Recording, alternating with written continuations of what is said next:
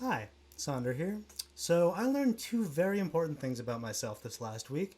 One is that I am extremely bad at editing software, and two, I'm extremely lazy. So, I've mostly spent the week playing card based roguelites and applying to jobs. But regardless, I think the interview is quite nice to listen to, and I'd like to move on to other projects. So here's the full uncut thing. Skip to the timestamp on screen right now if you've seen the first one. Regardless, though, thanks for clicking on the video. IT work for a very large government agency. Oh, no kidding. Oh, yeah. Right on. I heard you just got the right to unionize recently, right? It's not something that I've really looked into a lot. If it's happened more recently, you may have noticed the comment that I guess caught your attention on your original video was had a tail end about an abusive relationship. That's actually like the process is ongoing right now. So I haven't really had a whole lot of time to dedicate to that, but I'm in a much better position now too. So yeah, that sucks. I'm sorry. That's rough. It is what it is, man. I mean, it is a lesson learned, and that's just how I've got to look at it. Yeah, true. I mean, that's a pretty adaptive attitude, at least. Yeah, it's about all you can do in that situation, and warn other people, which is what I've been really doing with a lot of my time the past couple weeks. True. Honestly, I think one of the best ways to move on from that sort of thing is with sort of purpose, trying to get out of your own head, I agree. Yeah. The way I recovered from a similar rough patch was with, just doing soup kitchens. I almost became a skinhead for a while due to some rough shift. And the way I got out of it was just sort of dedicating most of my time to trying to do some good. And I genuinely I would say that volunteering saved me from racism. Well, that's fantastic. I mean, I have a close friend. Actually, we work together, and since March I've been teleworking since then, so I haven't really got to see him too much. But he was in a similar position. He's one of the ones that I've actually been utilizing some of the things that I outlined on, because whenever we first began speaking, he self-identified as a libertarian. Oh, so, God. Yeah, I told him, hey, buddy, it's just fascism with extra steps. So honestly, yeah. Every time people say, oh, they're libertarians, as though it's, something unique. Like a badge of honor or something, even. It's just like a countdown until they reveal that they just hate black people. So tell me about your strats.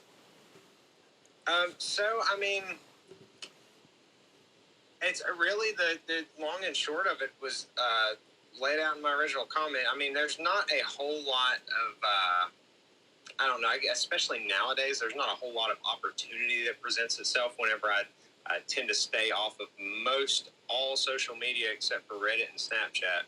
Smart. So, I keep a kind of a low profile, but I try. I mean, I use my Snapchat as an outlet too. I don't really go for the straight up radical. Oh yeah, we need to burn down the system like tomorrow. But I nudge people in that direction. Like a couple days ago. Have you ever seen the interview that Tupac Shakur gave with MTV, where he was talking about wealth inequality? Oh no, it sounds cool though. It's a fantastic interview, but I posted clips of that, and one of the people I'm friends with, she was actually a Trump supporter in 2016, and following the stuff that I post and the things that I bring up whenever I'm talking to her, she started leaning towards that, away from that, which is really cool to see, because what I'm realizing living in the South is that the majority of these people who vote Republican, they're literally brainwashed. I mean, I'm sure you know it just as well as I do, but they're voting against their own interests. And that's what I'm trying. I'm trying to show this girl, for example. I'll use her. She has 3 kids. She's a single mother, if anybody fits the definition of somebody who could benefit from some sort of social welfare, it's her. And, Totally. She got denied for, what's it called? Food, like, it's not food stamps, but food stamps, She got denied because her employer, she was like somewhere like $50 over the limit. And because of that, she got denied, however few $100s a month. Oh my God. Which makes that, that's government work, but right. it's stuff like that. I try to find examples, just through talking, not with any sort of apparent motive up front, just having conversation. I'll find somewhere that somebody, isn't necessarily happy or satisfied with their life, and just kind of use that as an in to sort of show them the light, so to speak. Because, like I said, whenever you manage to get these people pulled beyond just left of center, it's like they're like, oh my God, it's like they just woke up, It's like they're just seeing everything for the way it is. It's honestly, it's almost religious in some ways. Right, it is. And that's what I'm finding. I'll use my sister for example. Now, my sister is just, she's Q believing short of being full on down that rabbit hole, but she may as well believe in the whole the Q bullshit too. Oh man. Yes, that's what I'm working with here. Yeah, damn. So I'll give you this. This is a really funny story, actually. So as part of this, leaving the whole abusive relationship nonsense, I reconnected with this side of my family that I have not spoken with, seen anything like that in 7 or 8 years.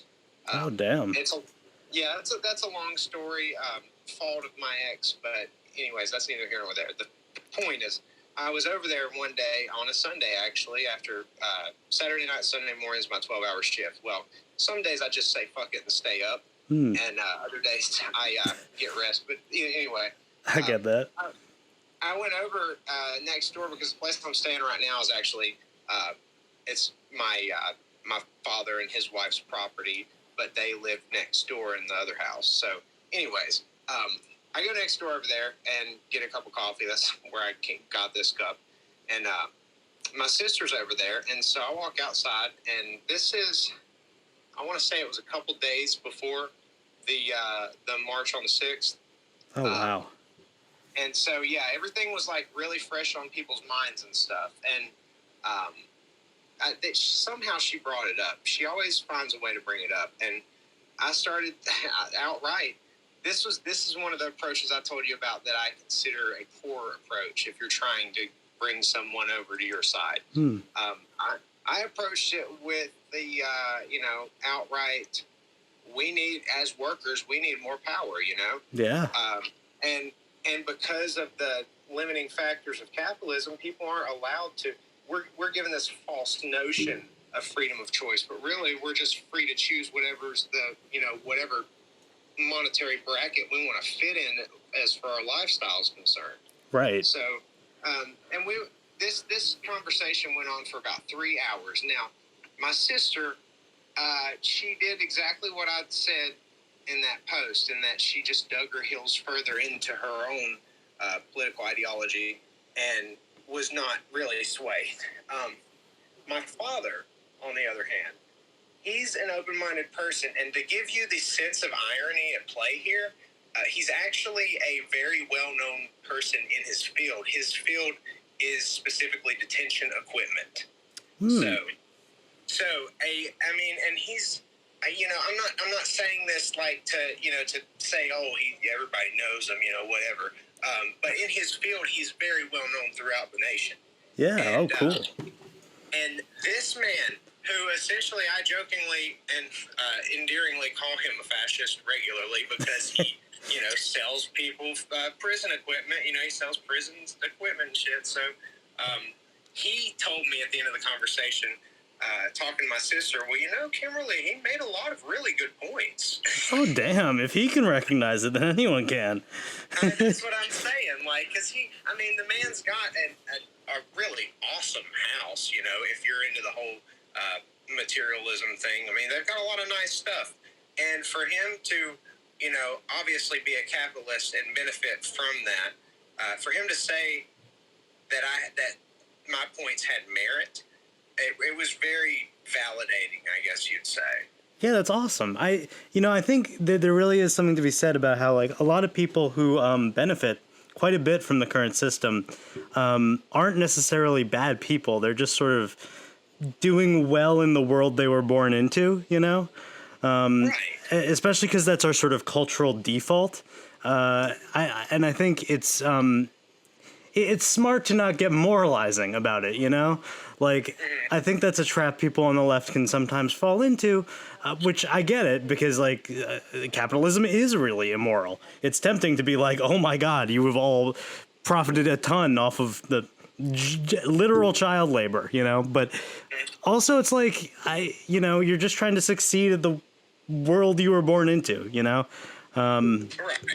And so it's, a lot of it is about helping those people sort of understand the basis of their wealth and power. Like I have a similar story with my own father, who is also quite successful in his field. I have sort of an advantage with him in that he's been sort of a hippie for quite a while. You look at photos of him in his 20s and he has hair like down to his nipples. So he's definitely more open to left-leaning ideas, but despite that, he is essentially a member of the bourgeois, and it does take like meeting on his ground to convince him sometimes. So very much to your point, like being confrontational, I think very rarely helps these things. Save it for the protests. That's how I feel about it. I mean, and save that confrontation for, as a reaction, because I don't really support violent tactics, but I understand that violence has a place in the form of self-defense. You know, so for sure. That was kind of tangent, though. I'll do these. You may have to reel me in from time to time because I'm pretty bad at PD. So no worries. I think they're interesting usually. So I think I totally hear you, by the way, with the violence stuff. Like I think it kind of feeds into the right's view of the world when you use violence against them. You know what I mean? It does. And that's one thing that I have learned to value from having for the most part, all of my family that's nearby, being on the right and consuming right-leaning news media, because I get to see firsthand, not only what they're being fed, but the outcome of that. And so it's interesting to see how it's so funny. Like whenever I started talking with my sister again, I'd say probably about a month or so after we got back in contact, something had happened with between Trump and Fox News, because my sister and I, we got in touch. So a little backstory. My grandfather passed away last February, and it was right before the COVID pandemic really started to take off in the United States. So that was the last time that I actually saw my sister, but it was the first time I saw my sister in years. So we had been loosely in touch since then, and like I said, I forget what exactly happened, but there was some rift that came about between Trump and Fox News conglomerate. So it started. I don't know what you would call it, but I think this was whenever around the time that Parler came out, and how that the Republican Party started to, at least on the surface, appear to be imploding. Yeah.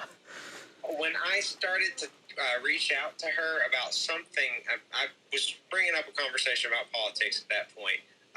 I knew what she was going to say before she even told me that. That's how predictable these Republican talking points, regardless of where you get them from, the majority of, if not all of, the news sources that lean right of center, they are all talking about the same things. And so whenever I approached my sister with this topic, and I forget what it was, but I knew that she was going to come back It was something about the news sources, something about Fox News, Newsmax, OEN. I remember those three being brought up, and I knew that she was going to come back with, I don't really follow the mainstream sources anymore. You know, you can't really trust them, because that was the narrative going around on the right at that point Wow. in time. And it happened, dude. It happened. Like, she literally said that. And I was like, oh, my God, you're so brainwashed and you have no idea. That's nuts. I mean, like, when you're taking the great leader's word over, you know, even Fox News, which is already pretty propaganda-y, that's... Yeah. Yeah.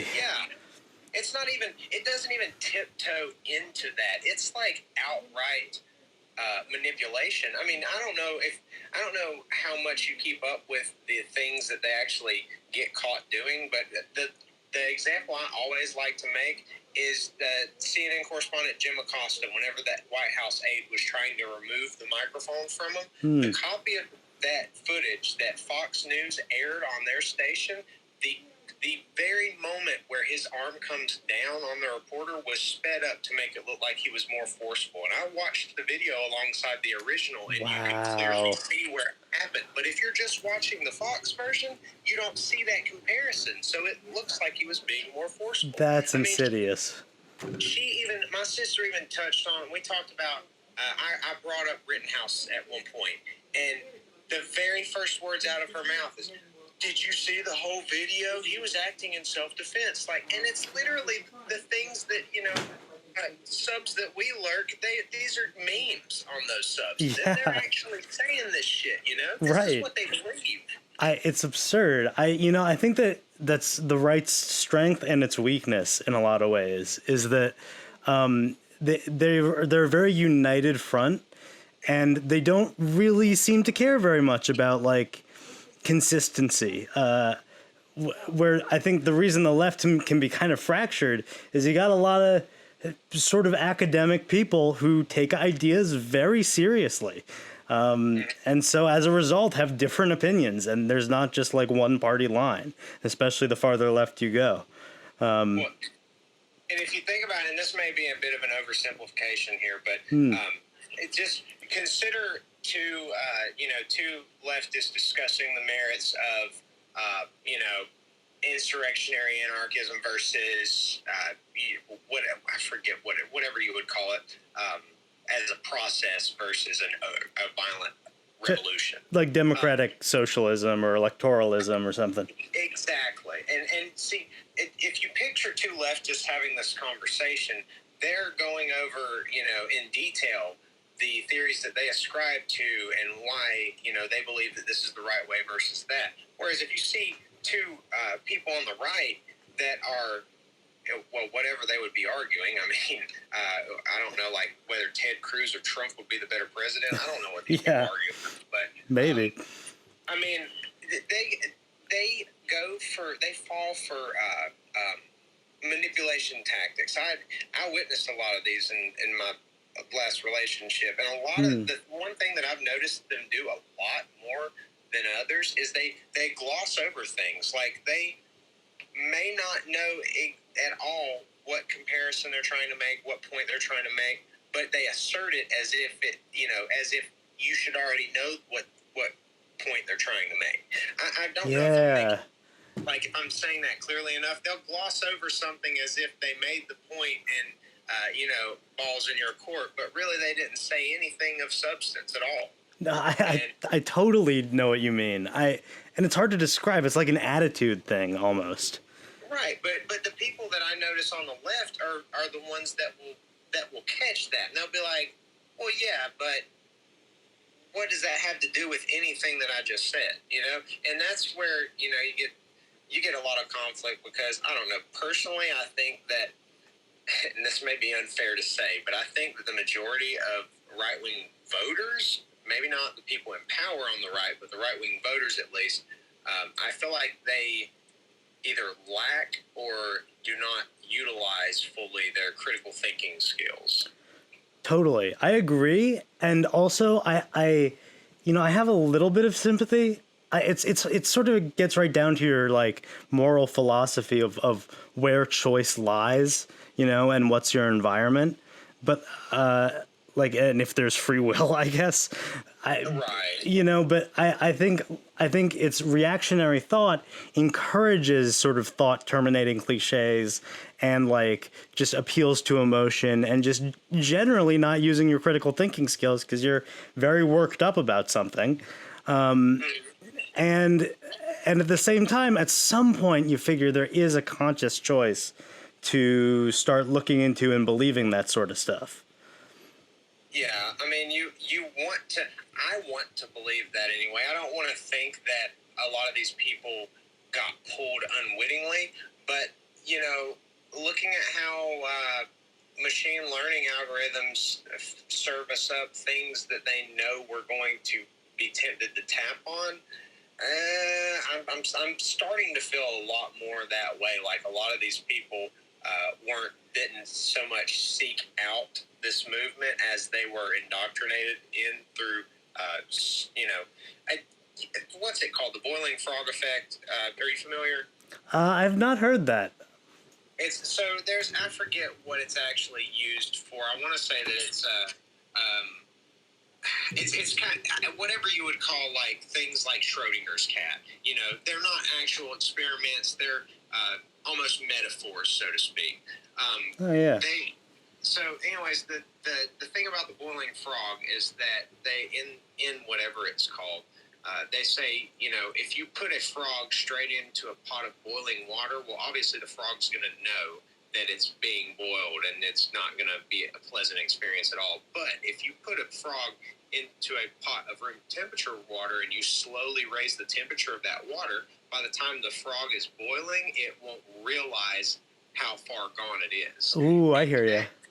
So that's the comparison that I draw here. I feel like these people, I know that my sister, prior to Trump, I know that she was a Fox News watching Republican, but I also feel like a lot of the people that got pulled into this, and to a smaller extent, herself included, I feel like they were, you know, served up a controversial video here and there on Facebook that just happened to catch their interest. And, oh, here's Alex Jones, and he's really angry and passionate, and he sounds like he's saying something that he really feels strongly about. And, you know, I feel like it's a process, like the frog in the pot. It doesn't happen completely overnight. It doesn't happen necessarily quickly. It happens over time through more and more exposure,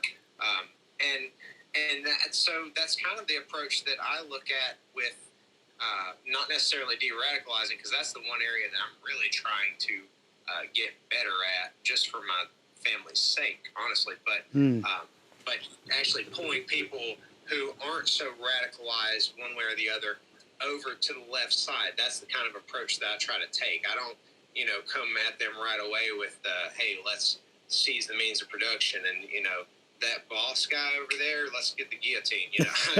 we don't go like that. But, you know, over time, things here and there, nudges here and there. And I'll have to share that interview that Tupac gave, because it's really good. Like, I wasn't familiar with how much, you know, his mother was in the Black Panthers, and she was a well-known Panther. She went and spoke at events and stuff. And, oh, wow.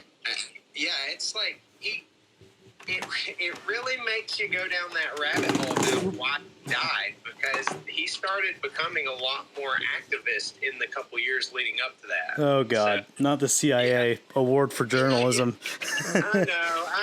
It's one of those situations, but it does make you wonder. He had a very big platform and a lot of fans, and he was starting to go down that road. I'm not gonna delve into what would essentially be the QAnon, I guess you'd call it. I mean, you know, the thing is, I don't think it's such a stretch, honestly. It does sound crazy, but like in a lot of cases, it's not even that subtle. Like, there are a handful of, I should remember the names, but there are a handful of cases where, like, big union organizers or, like, eco-protesters or whatever, especially in South America, just end up dead. And the police, you know, don't really open an investigation. And it's, like, very obvious they were assassinated. Like, oh, they killed themselves with 2 gunshots to the back of the head. These things happen. What a silly accident. And then there's just no investigation. It's so funny that you mentioned that. So I guess you're familiar with Gary Webb, the journalist who exposed the Iran-Contra affair? I'm not, although I know about the Panama Papers guy who got killed by a car bomb. So Gary Webb was the one who I believe found the connection between the CIA and the cocaine. Oh, wow. And it's funny. If I'm not mistaken, it's probably still on my Snapchat story. That was one of the things that I posted in the last 24 hours was a little bit about Gary Webb and how he was found with 2 bullet shots in his head, and it was ruled a suicide. Oh my God! Yeah, no, I'm reading it. Damn. Oh wow. Yeah, his story is real big. Damn, I gotta look into that. That sounds interesting. Yeah, Iran-Contra affair is a really good one to, if you want to, if you're at a point in a conversation where you feel you can escalate to, hey, this is what our government is doing that's really messed up.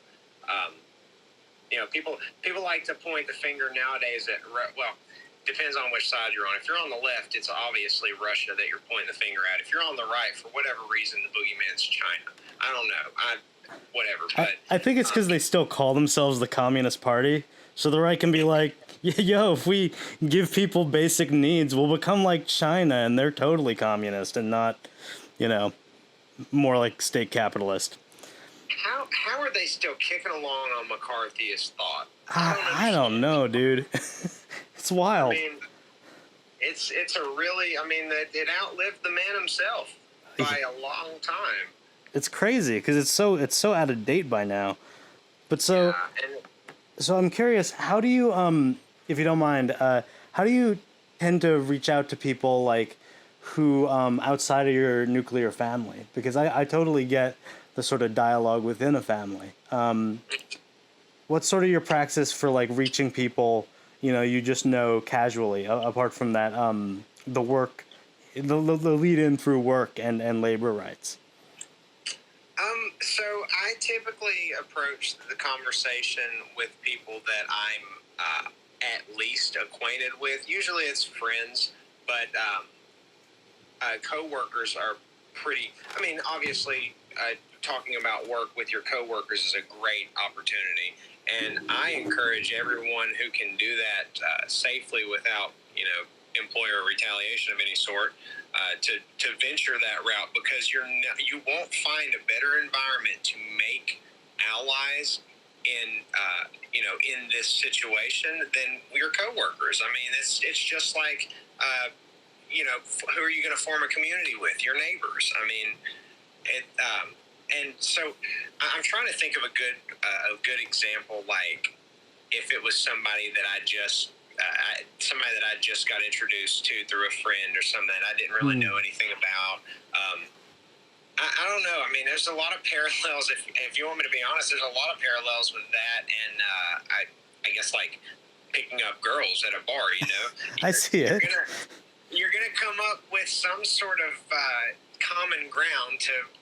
I like to joke a lot. I don't know if you can tell or not, but I try to bring humor because it helps me cope with the bullshit that is our planet. Yeah, totally. So that's usually my end, and I don't know. It varies, but like I said, then the comparison to picking up a girl at a bar is very similar. Like if the end result is that you want to bring this girl home in the analogy, the end result is that you want to bring this person on your side of the aisle, and want to get out of here and read Das Kapital? That's the dream. That's actually funny. There's a I don't know what kind of music you venture into, but there is an artist.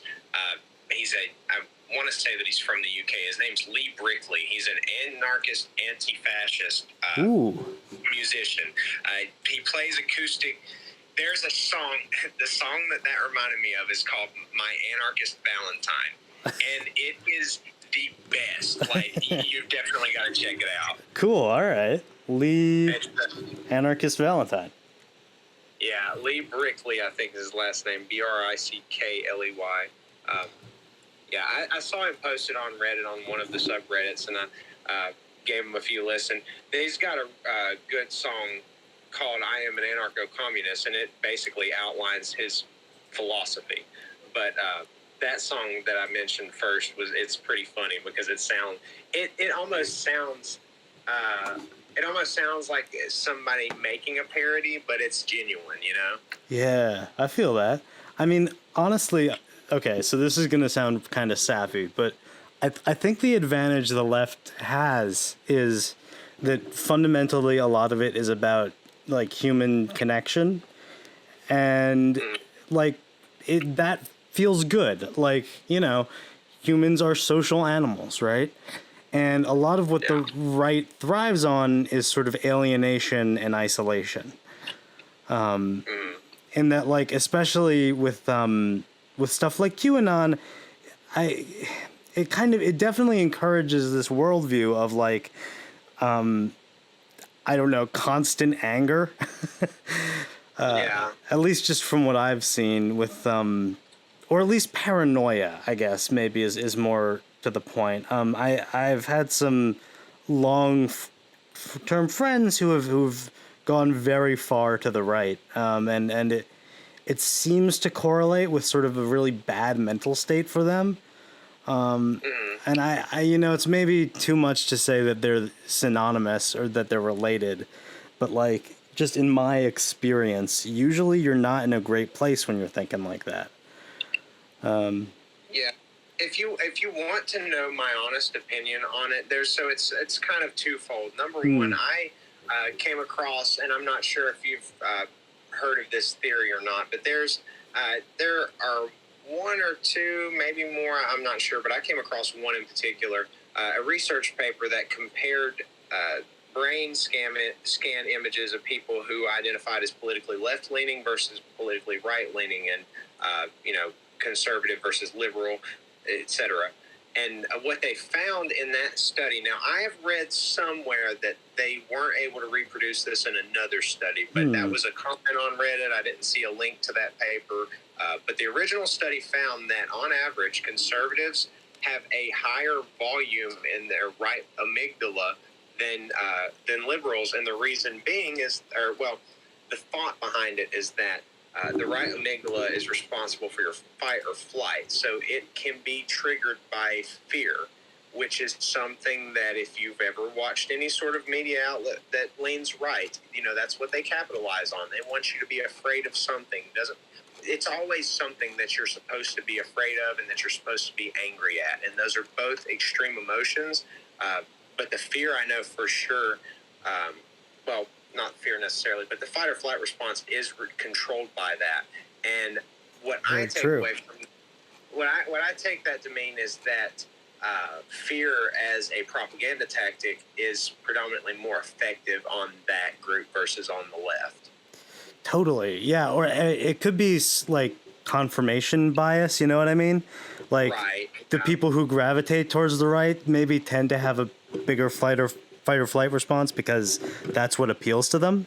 But yeah, I'm looking this up right now. It's Scientific American, and it seems like very legit. It seems like there's some real scientific basis to this. And so that's the first part of it. The second part of it, in my opinion, I think that if we had the ability to quantify this on the scale that was necessary, I think that we'd find that a lot of people on the right are in some way victims of mental abuse. I think that I think a lot of times this mentality arises out of something like that, some sort of dysfunction in the family structure. And, because of that, whatever happened, it makes them in some way easier to gravitate that way. I'll use an example as, excuse me, my soon-to-be ex-brother-in-law, he is pretty far right-leaning and unrelated, but the fallout of all of this is the reason why I'm looking into purchasing a couple firearms. But man, damn, that's serious. Yeah, it's it's a better safe than sorry situation. I don't realistically think that anything's going to happen, but I don't want to assume that and be wrong. So Fair. Yeah. So, anyways, the second part of that, like I said, I think that we would find that a lot of people found this ideology or moved towards this ideology. And this ties back into what you were saying about how I don't think you put it this way, but the Republicans in general, they fall in line. And I feel like that sort of behavior, to an extent, may be inherited, but I think that it's predominantly learned behavior that appeal to authority. Yeah, totally. What's incredible to me, honestly, and this is I almost got to respect this as a brilliant PR move, like a good marketing tactic.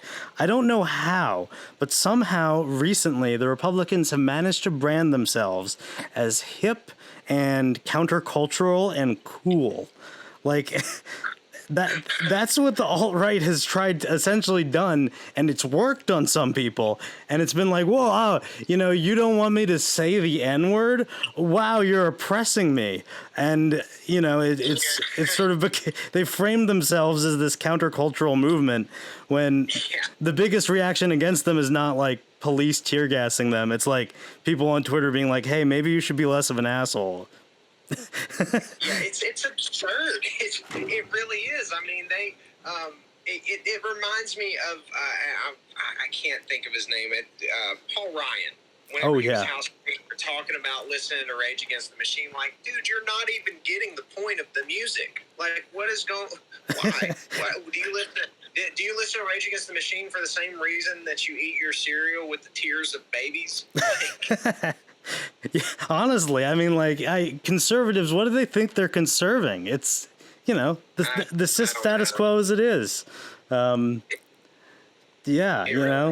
goes against, I mean, I think the reason that a lot of people on the right don't see the problem that is inherently with the right, and then a lot of people on the left see it as just almost fruitless endeavor to change anything, is that they literally, their entire platform goes against the natural state of being, so to speak. Like, things evolve, things change, nothing stays the same on this planet. Yeah. And why would we think that political ideology, and then furthermore capitalism, why would we think that either of those two are exceptions? Because the problem that I'm seeing with capitalism in general, and this is what I tend to try to bring to light to folks who I'm, for lack of a better word, radicalizing.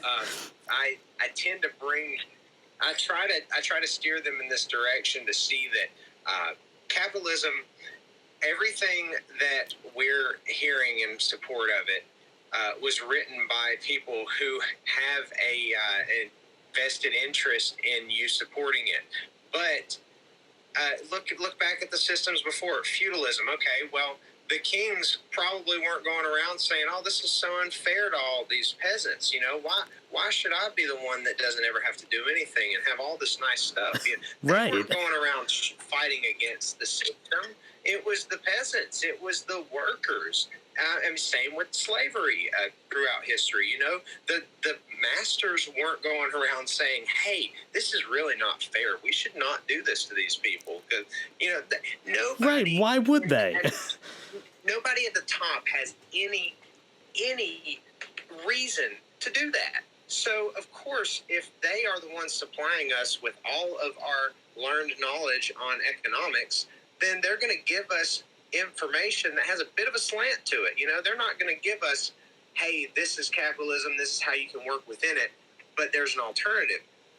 It's a false I wouldn't say a false dichotomy. It's almost like if there's a singular version of that, like a lack of choice when there really isn't a lack of choice. They're framing it as this is just how life is. You have to work within it. Whatever you do within it is fine, but you have to work within it. What they're failing to realize is that capitalism, number one, is the youngest system still. And number two, it, like any other system, is not without flaws.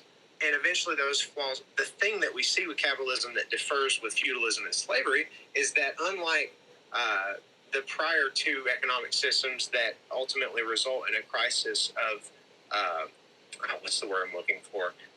Not deficit, but a crisis of conscience. It's the opposite of surplus, because capitalism is the first economic system we've seen that results in a crisis of surplus. We have way too much being produced because we're chasing profit. But the other financial systems or economic systems prior to that resulted in a crisis of too little, whereas people were starving and stuff. So True. We see people starving today still, but unlike the previous systems, we're not seeing those people starving and in the same breath throwing away massive amounts of food because we can't make a profit off of them. Right. Honestly, it's wild to me that we pay people not to grow food, and then also people can still starve in the U.S. It's absurd, It is. And not to mention, like, capitalism has like crashed every 8 years. Yes. On average, there is a major economic downturn every 4 to 7 years within capitalism. Between the Great Depression and the Great Recession of 2008, there were, if I'm not mistaken, 11 different ones. Yeah, it's remarkably unstable, if anything. Yeah. I'm not sure if you're familiar with, do you know Dr. Richard Wolff? Yes, he's the best. Oh my God. A huge fan over here too, but I love the thing that he always says: if you had a roommate that was unstable as capitalism, you would have moved out years ago. Oh, that's so true. Yeah, you get a restraining order. Oh my God. Yeah, no, that's very true. And also, like, I mean, on just a certain level, it's in most people's best interest to sort of look for alternatives. It's so bad, the level of surplus wealth being siphoned off, that it's once you see it a certain way, it's hard not to notice. Like, Right. I think it's how you frame it. You know what I mean? Like, maybe this is getting too into the weeds, but I think if you think of it as like, they're paying me whatever wage they need to get me to take the job, I can choose what job I take, etc., then it doesn't seem that unfair. But if you frame it as like, I'm producing X amount of value and they're taking off, 60, 80, 90% of it for essentially doing nothing, for just providing the infrastructure, then it's like very unfair. It is. It's it's no different than, in essence, what's the word I'm looking for now? It's where the passing of wealth, the generational wealth. Yeah. It's no different than that. I mean, the same system existed under feudalism, under slavery, and it exists under capitalism. And I want to bring up an example, because something that you said within the last couple minutes reminded me of this. It's slipping away. 1 second. Let me see if I can rein that thought back in, because it was pretty funny. You got this. Let's see. I think I got it, but I'm gonna give myself a second. So I'm trying to mentally rewind the conversation. We were talking about Richard Wolff and what was it? How you frame wages. Before that, it was how it's very unstable.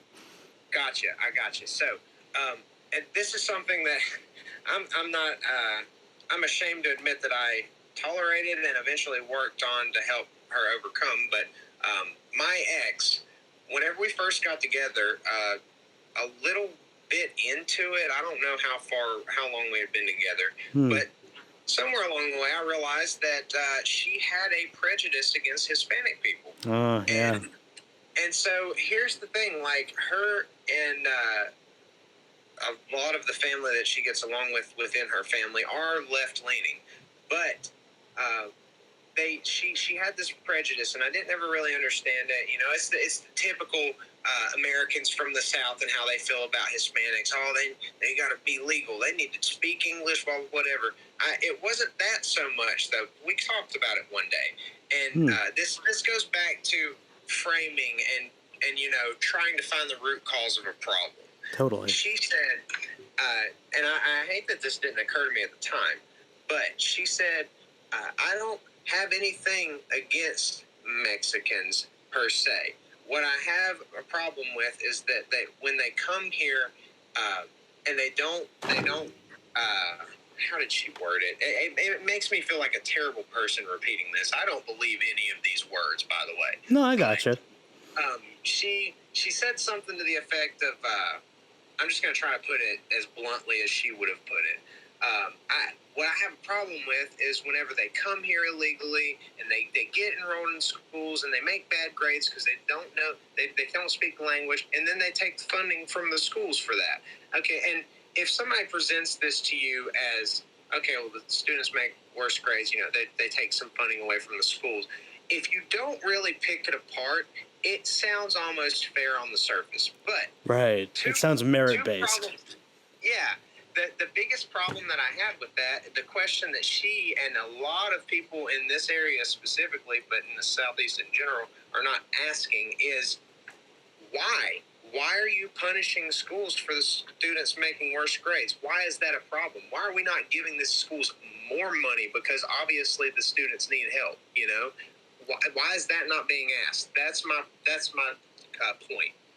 Yeah. Yeah, no, in a way it's sort of this particular narrative of like personal responsibility and sort of this implication that like it's almost about free will versus environment dictating your life, and on the right I think it's much more like free will. On the left it's much more like you're mostly a product of your environment. I think the research supports the latter for the most part. And so the question is like, oh, well, is the reason they're failing in school because of an intrinsic property, which sort of leads you into racist stuff? Like, oh, is it just because they're Hispanic? And that would be messed up. But, what the research suggests is it's definitely more to like due to like poverty, and your current economic situation and cultural situation. And, it not only does that morally square away better, it's what the data actually suggests. I would say the reason people lean towards the like personal responsibility narrative is because it sort of takes the weight off of their shoulders. They're not responsible for it anymore. That's exactly the problem, and that's the exact same way that we view capitalism and the winners and losers of capitalism. If you lose in capitalism, you're taught to believe that it's something you did wrong. You didn't get that promotion. You weren't smart enough to finish school, whatever, and it creates this very unhealthy attitude that we have towards ourselves, and that's it. I mean, it all comes back. If you want to know what my big problem with capitalism is, the dehumanization of it. I mean, Plato and Aristotle, they agreed with the same concept whenever markets came out.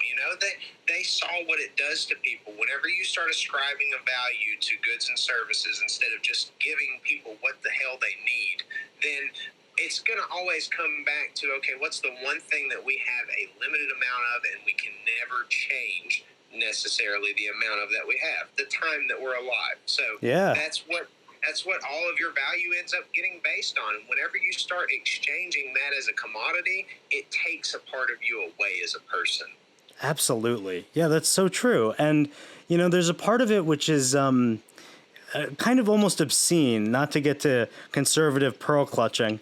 I don't have any problem with, sex work per se, but it's been compared to like sort of almost a more depraved form of prostitution in that, like, you're not just selling your body for like a few minutes, you're selling the whole product of your intellectual, creative, physical soul for days, hours, years of your life. And, there's something a little messed up about that, putting a dollar value on that. And there's sort of an intrinsic, like, there's an implication there that, like, they can measure your worth as a person.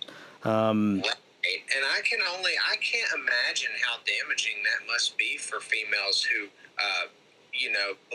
for instance, females that are necessarily not as attractive, that aren't as likely to make as much money doing jobs like that Yeah. versus that are more attractive. Because I don't want to delve into the whole PC aspect of it, but we know as a species that there are some people who are more attractive than others, and that's just how it is. But For sure. I mean, and that's also subjective. That's a whole other conversation. I mean, anyway. some of it's cultural for sure. I mean, cavemen thought like the woman of Willendorf was super hot. Right. And so, but what I can't imagine how damaging that would be for somebody like, okay, I'll use an example. There's a girl that I used to work with that I'm not sure that she still does it, but there was a period where she was doing camming for profit, and they have like if there's a group of girls that know each other that do it, they have, it's almost like a little not a scene necessarily, but almost like a little community or whatever. They talk about stuff. It's just like any other coworkers, just a very different work atmosphere than you and I are used to. But, Definitely. all that being said, imagine this, just this scenario. Okay, say you're a young female, you feel like this is something that you want to venture into as a quick way to make some money, and so your subjectively more attractive friend says, "Oh yeah, I've been doing this for a couple months. I've already made like $4,000." So you go into it, and within the first month, you made like maybe $300-$400. That must feel awful. Exactly. I mean, because it's not even your talent. Anything that's worth measuring that you are now being forced to evaluate yourself on. It's literally your looks and the performance that you give, and that's just, I can't think of a worse way to sort of tear somebody's self-esteem down over time. Absolutely. Like sometimes I wonder if people who are really far on the right, a lot of that, I mean, okay, this might be getting too like psychoanalytic-y with people I don't even know. But you won't go too far into that with me, I can assure you, but please continue. But yeah, just, theory crafting here. I do sometimes wonder if a lot of that like fear and anger that you see like all over Fox News, if some of the reason that people who are really disenfranchised eat that up is because they got like some serious like self-hatred they got to work on, They've been told that, like, because they are poor, they surely must have failed to pull themselves up by their bootstraps or whatever. And, they're maybe sort of taking out that rage on, like, wow, just Latinos, they're the reason. And it's sort of to make up from the fact that, like, in their own system of belief, they should have been a success by now. Right. And I think that personally, I feel like that's what's where my sister is with it, and why she became so easily swayed into that direction, because I feel like she has a degree in criminal justice, and I feel like she personally doesn't think that her job right now has nothing to do with it, so I'm sure she doesn't feel like she's utilizing that, and that's got to feel like some sort of failure to her. So I feel like that probably was the personal I guess regret, maybe, for lack of a better term, in my mind at the moment. I guess that was the personal regret that caused her to venture that way. And I think that, like you said, a lot of these people have these personal regrets, or these traumatic life experiences that taught them that this is the way things are. I'm gonna, as we talk about this, I will probably make a lot of comparisons to my ex, because just because that entire family dynamic, aside from being completely, excuse my language, fucked, that whole family dynamic is like a very, very abusive, transactional type family. And the one thing that I noticed is my ex, she could stand up and be a badass to whoever she wanted to, except for her aunt. She would never stand up to her aunt, and her aunt was the one who was the big manipulator in the entire family. And so I think that a lot of situations like that, it's almost like through the years of subtle abuse, a lot of these people are trained or conditioned really to react a certain way to certain stimuli. I know that I was for being in that relationship for 8 years. I've been this shit that I've got to work through. I mean, I have reactions to certain things that didn't happen before. Yeah. And I can only imagine if I had grown up in an environment like that and went out into the world looking in the landscape of the U.S. political system in 2016. I mean, I could have possibly fallen for Trump if I had a different life. Yeah. I don't know. The one thing that I remember saying, because I was very political as a young teenager, and then I kind of checked out whenever Obama got elected, and then didn't really check back in until Trump won the primary. But I remember talking to this girl that I worked with at the time, and she said something about Trump. And at that point in time, I knew absolutely nothing about him besides he was some business guy. He had the show, The Apprentice, whatever. With the weird hair, you're fired, you know. Yeah, all that shit. I remember saying words that to this day just eat at me when I think about the fact that they came out of my mouth. I said, well, maybe it won't be so bad to get somebody who hasn't been a politician in there. And she immediately shut it down. She said, no, absolutely not.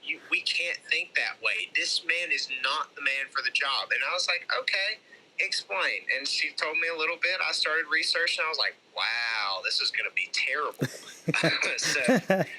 But, I respect that. Like, you didn't know anything about him at the time. And I hear what you're saying. Like, an outsider does sound good.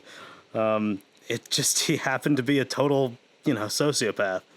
Right. We picked an outsider that came from the asylum versus an outsider just off the street. Right. It was a poor choice on our part. But I could see, had I been led to believe that, I had already gotten rid of my Facebook at that point, so I wouldn't have been influenced by that. But after watching the series, The Social Dilemma, have you seen that yet? Oh yeah, I have. That's really good.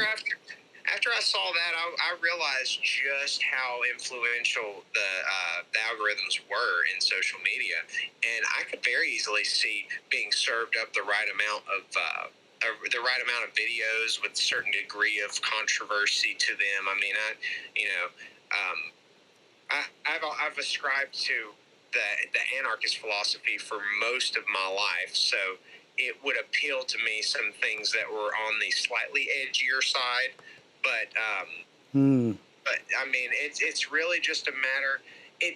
It's just like an abusive relationship. I know I come back to this over and over, but this is such a great comparison because if you know what to look for, if you know that somebody has no altruistic motives, that they're literally just gaming you to get what they want out of you, when you know that, it takes the power away from them. It's like how they do the magic trick, and so you're no longer impressed by it, and it's no longer effective.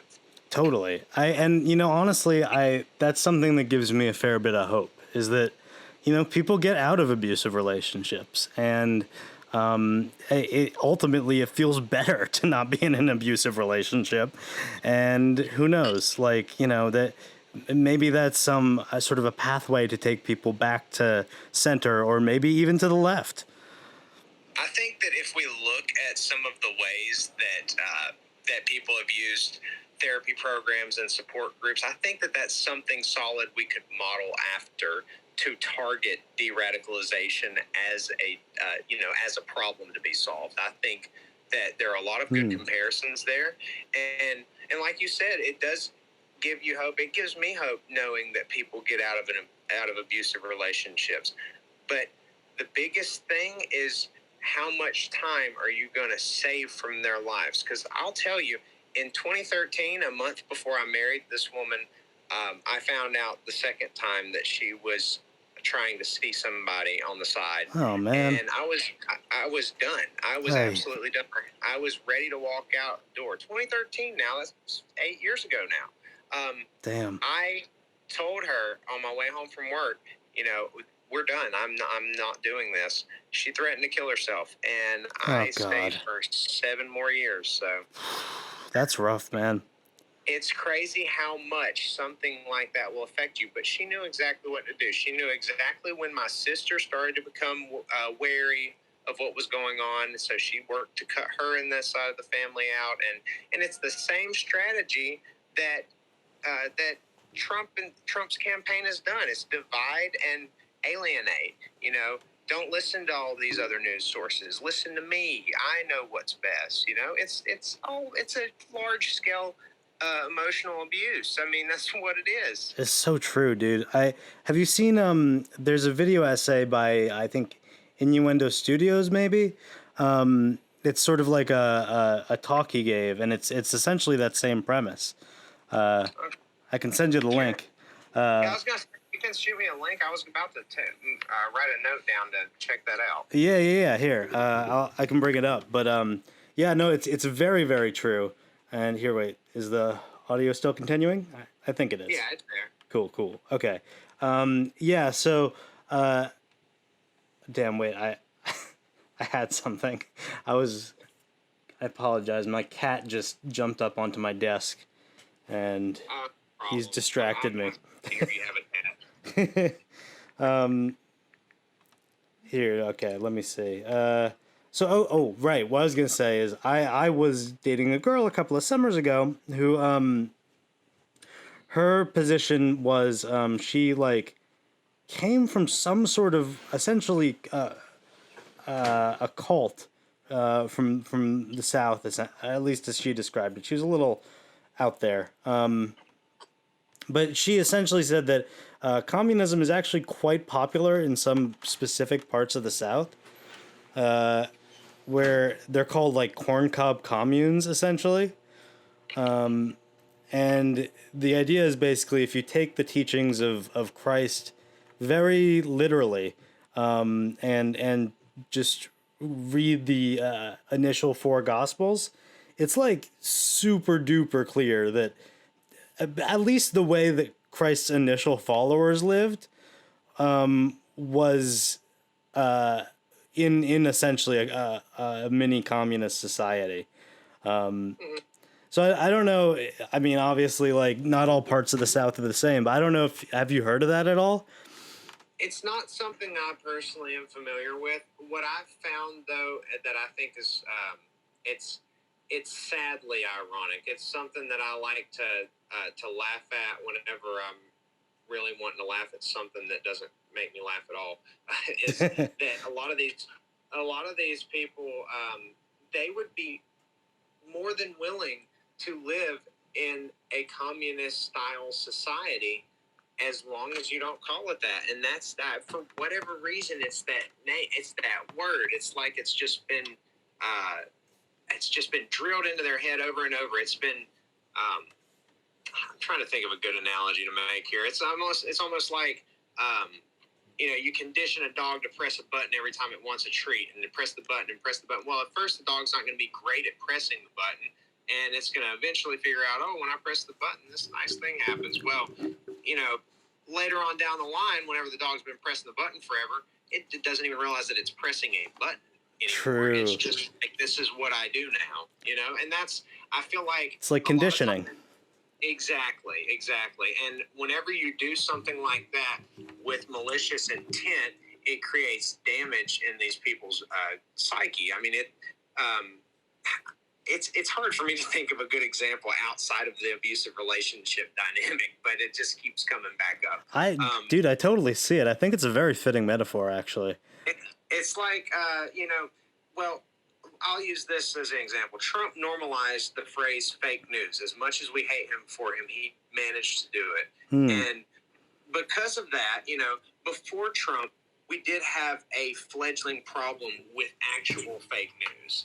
And now that Trump's, came and left the wake of destruction in his path, we have this problem where anybody, they understand the stigma of saying it, at least now, but I guarantee they think it in the back of their mind. Whenever you try to present them with a source of information that falls outside of their reading comfort zone, they've been conditioned to see that and think, oh, that has NBC in it, fake news. Oh, that's CNN, fake news. You know, they don't say that. Like I said, there's a stigma attached to it now. We make fun of them, but I think that that's how it goes on in their brain, because every time a piece of evidence, a piece of news, something like that in this situation, they deflect. They go to the next point that they're about to make. They don't ever address the fundamental thing that I'm trying to tell them, like, hey, this is what's going on.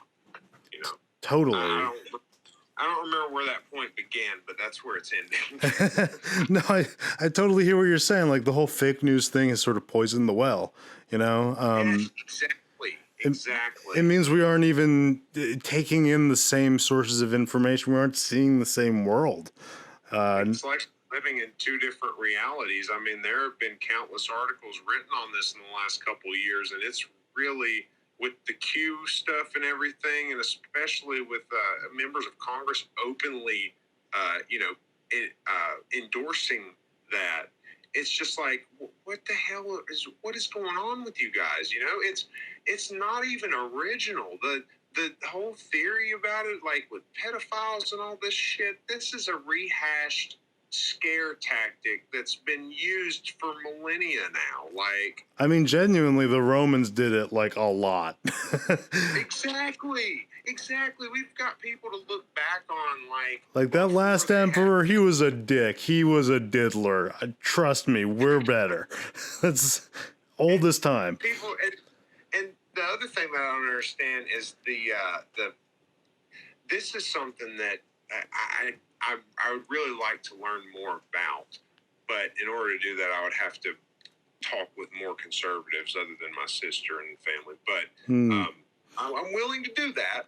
But why? I don't understand why they have a worldview that seems to be, or at least their worldview of the left seems to be very cut and dry. My sister, for example, was very surprised whenever she learned that I was not only looking to purchase firearms, but actually trying to learn about them so that I could properly use one. She said, well, I thought the people on the left didn't like guns. There are some people on the left that don't like guns. There are the liberals that you're talking about, I'm sure.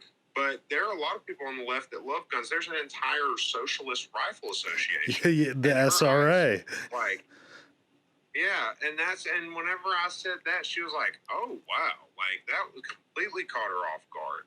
And it's like they just don't have the same, they don't have the same worldview because they're not given all the information. Right. I mean, there's a very narrow stereotype that they have of the left, and it's basically like purple-haired college student, you know?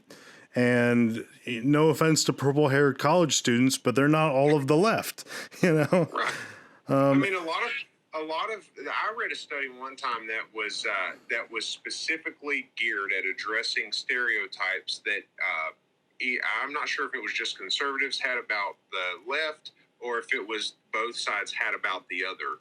But one of the things that the conservatives consistently grossly overestimated was the number of LGBTQ people that are on the left.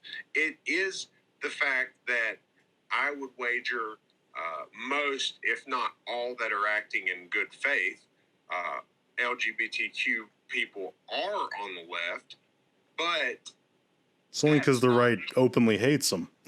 Exactly. That's one, and number two is that they that's not the majority of the left. And I think the thing that they found there was that the conservatives were estimating it to be like, you know, a 10, 15, 20% of the left was fit into that category. And what they found is it's like less than 5%. I want to say it's like 2 or 3%, if that, of the left identify as LGBTQ. Wow, that's crazy. Especially considering they're 10% of the population. Exactly. And it's like, but it's like, I wasn't aware of that statistic. That kind of threw me off. Yeah, right? It's like surprisingly high. So maybe it's yeah, because if it were 10% of the population, and we can just assume, just to be safe, we'll say 2% on the right, 8% on the left. Well, that's going to be, more than 8% of the left leaning. I don't know. I'm going to have to revisit that if I can find it. There was I could. really good I know information. it's around 10% for men and around 5% for women. Like at least that's what I heard. I don't know, back in like what 2015. It could have expanded since then. But I imagine a lot of like very hardcore anti-gay people on the right are themselves in the closet. Like I think do that would definitely Lindsey account for Graham. that 2%. Lindsey Graham's the one that I am banking on. The man is not married. He has no children. Oh, I think Mike Pence for sure. But yeah, I totally see Lindsey Graham. I mean, it shocked me to find out that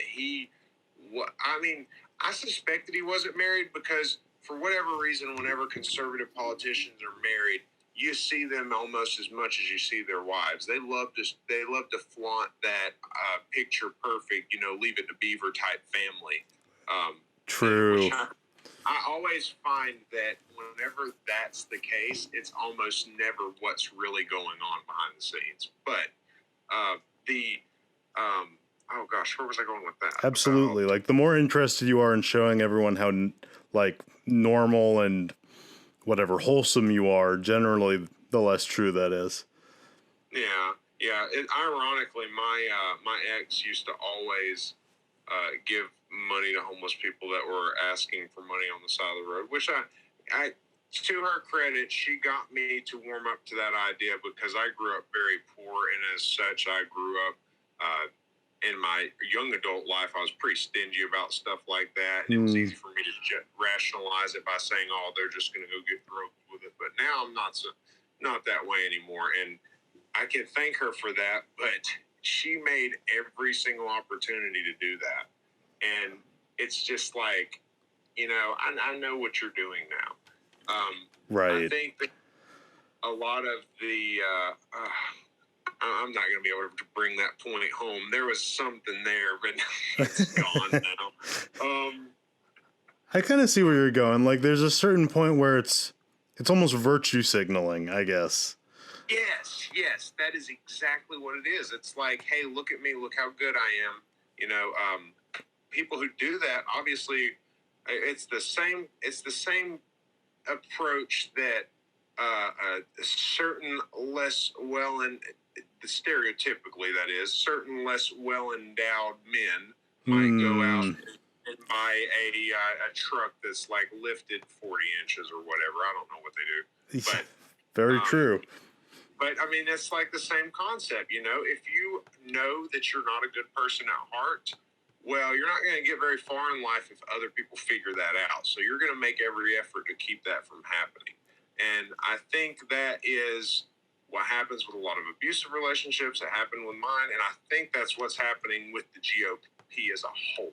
I think that they are trying to show people in some way that they're not completely morally depraved, although they are. Right. And like, if you pick apart any of these arguments with somebody on the right, depending on the approach, it's very easy to get them to see the flaw of it. Like the one I like to use a lot is abortion, because the Republicans love to say they stand against abortion, and this was part of the conversation I had with my sister that one day. I said, okay, so they're so pro-life. Why? I was like, why are you against abortion? Well, I don't support abortion to be used as a birth control method. I don't think it's right, well, whatever. I said, okay, so why do you think that your party is anti-abortion? And she said something very similar. And I said, okay, so explain this to me. Your party wants to, if you get pregnant, your party wants to force you to have that kid with no recourse of, should I do this? and there's always the adoption argument, but regardless. Yeah. But I was like, okay, if they're so pro-life, if they're so in support of life, then why do they make every effort to not give these people life? Okay, let's be honest. The majority of people, I would wager, who are going to get abortions are going to get them because they didn't mean to get pregnant. Right. And regardless of why they want the abortion, it is assumed that by virtue of them having to go through that traumatic experience, it's often traumatic for women, that they decided that that was preferable to them having the child. Ergo, they felt that they could not give the child the life the child really deserves. I feel like this is the majority of abortion cases. I don't have anything to support that, but that's just kind of, I guess, my idealistic. I want to think that the world is mostly good people. So I bet you're right. I don't know, but probably. You know, so we go out, we go on this, you know, I kind of think of it like a cliff. We're going out on this cliff about this scenario, about how the majority of people getting abortions fall into that category. Okay, pro-life group, why don't they support welfare programs? Why don't they? I mean, there's countless reasons. That's a very good point. If you're going to be pro-life, then you've got to be pro giving a fulfilling life. You've got to be. You can't just throw these people out there into poverty and expect them to either make it or not. But that's exactly what they're doing. Well, it's like as soon as they're outside of the vagina, it's like you're on your own. You know, it's exactly. It's wild. You should thank us for not charging your rent those 9 months. Like they're against like healthcare reform, so they want the birth itself to cost like thousands of dollars. You know, it's all this stuff. Like or say, you know, to an extent, the whole like automatic weapons thing, you know, and school shootings. It's like, you know, as soon as they're like 8 or so, it's, you know, oh well, it's in God's hands now. You know, and it's I think, you know, Second Amendment's important and all, but like also, you know, like there's an argument to be made there that like, well, you know, if you truly cared about kids that much, like, wouldn't you do everything to protect them? Right. I mean, and it's just it's hard to get some of these things across whenever they have such a and through I would dare say through very little to no fault of their own, unless they are just overtly racist or overtly bigoted in some way or have hatred in their hearts, something to that effect. I feel like most of this is not through their own doing. It's just what they've fallen into and have leaned on for comfort, so to speak, in the, like we were talking about earlier, the, you know, personal shortcomings I come back to. People who feel like their lives were destined for something greater than where they ended up. I feel like they are almost equivalent to unpatched software.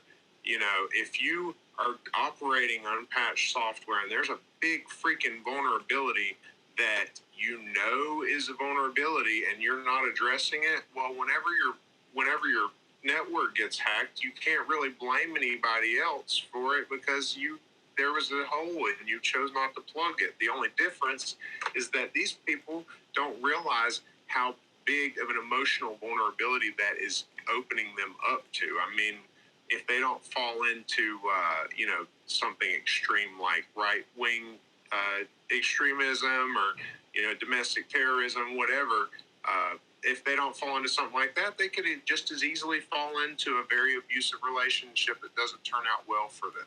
Absolutely. I forget who it was that said it, but someone said if you don't stand for something, you'll fall for anything. And I feel like that's very true. Totally. And I mean, I think okay, yeah, and I know this is gonna get into very wishy-washy philosophical stuff again, but it almost depends on what you think the most powerful, like, motivating force for humans is. If you think it's like love and connection, you're probably on the left. If you think it's selfishness and greed, you're probably on the right. Hmm. And I don't think that they necessarily see it like it's They easy for don't. us They to look definitely at. don't frame it that way. But if you sort of deconstruct like the whole "pull yourself up by your bootstrap" belief, it's like essentially advocating for a lack of compassion.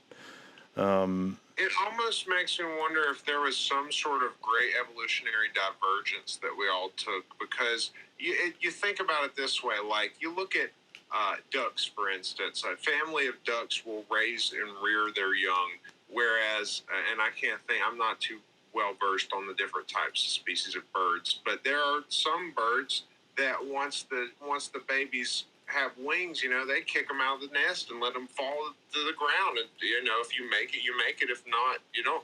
I wonder if it's like half of us, or I won't say half, but, the people who predominantly lean conservative, I wonder if that is something evolutionarily that has arisen in them. And I'm not saying that it's something that's hard coded, because obviously we can change people's opinions to an extent, but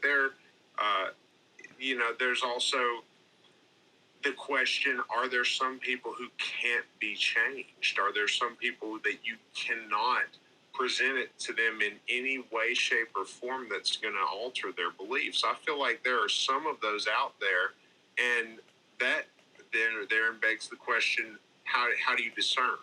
Oh, for sure. I mean, and that's the tricky part, right? Like, honestly, yeah, some people just, it does not fit in their worldview, and it sort of almost it seems like it never will.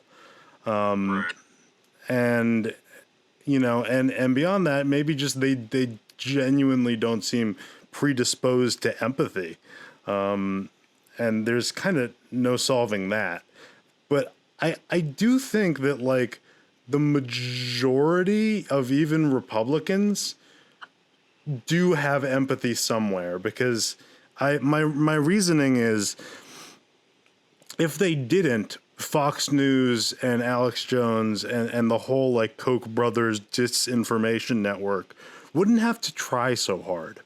They wouldn't have to spend so much money and so much airtime convincing people of these conspiracy theories, how the minorities are trying to take away what little they have, and all that, to sort of divide and inculcate fear, if it were the natural state. You know what I mean? Right, and that, to that point, the fear is the big thing, and this is, so I'm going back again to the conversation I had with my sister that one day. My father obviously was involved in that. My stepmother was as well, and she's she's a much more staunch Blue Lives Matter, that sort of thing. The thing that I kept hearing her voice her concern about was these Antifa thugs coming to the suburbs and taking, why should they take our stuff? We worked hard for this. And what the point that they were missing is that this isn't something that's happening. This isn't what's going on out there in the world. That may be what you're being led to believe, but that's the opposite of what's occurring. And it's hard to break through that barrier. But something that I not to toot my own horn, I felt very much more emotionally intelligent than my stepmother in this sense, and she's got about 30, maybe 40 years on me, something like that. So when she was younger, I don't know how old, but she was a child. Her father was a police officer, and he was killed on duty by a black man. Oof. Well, okay, so yeah, this is where it gets a little tricky. The black guy that shot and killed him, his lawyer, he got him acquitted, because what had happened was the cop he was like still on duty, but it was near the end of his shift, and he was on his way home. He stopped in at a bar that he went to a lot of times after work and had a beer, and then went home. Well, on his way home, he got that call to respond to, and because he had that alcohol in his system, you know, at that, of course, the cop was intoxicated. I mean, even if he wasn't drunk, you know, he had alcohol in his system. That automatically is that's a huge wrench in the legal process for convicting the guy who killed him. Now, I wasn't there. I don't know anything about the case, but the point that I tried to make to Michelle, that's my stepmother, I tried to tell her, you know, nowadays, you're telling me things like, well, overall, neighborhoods that are mostly, that are predominantly black, they are more trashy and run down. You're saying things like this. You're saying things like, these thugs, they want to kill cops. They just don't like police, blah, blah, blah, blah. But what you're not seeing is that your own life experience has given you a very, very strong bias on this issue. That's true. Yeah. It sounds undeniable. I mentioned that. I said, how can you sit there and tell me that this happened to you as a child, but not consider yourself biased on the issue? I mean, I guess it's a degree of self-awareness, and she's not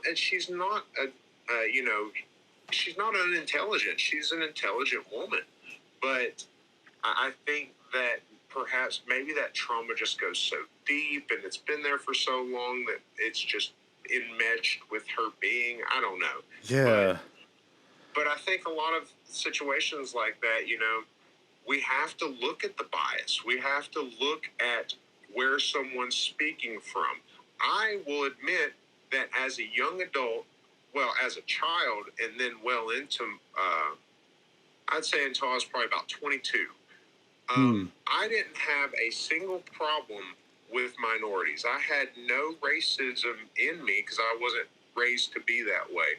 And I think that a lot of the problem with racism in particular is exposure, because just speaking from my own experience, like I said, I didn't have an issue with racism. My neighbor, I grew up in a very rural, mountainous part of North Carolina.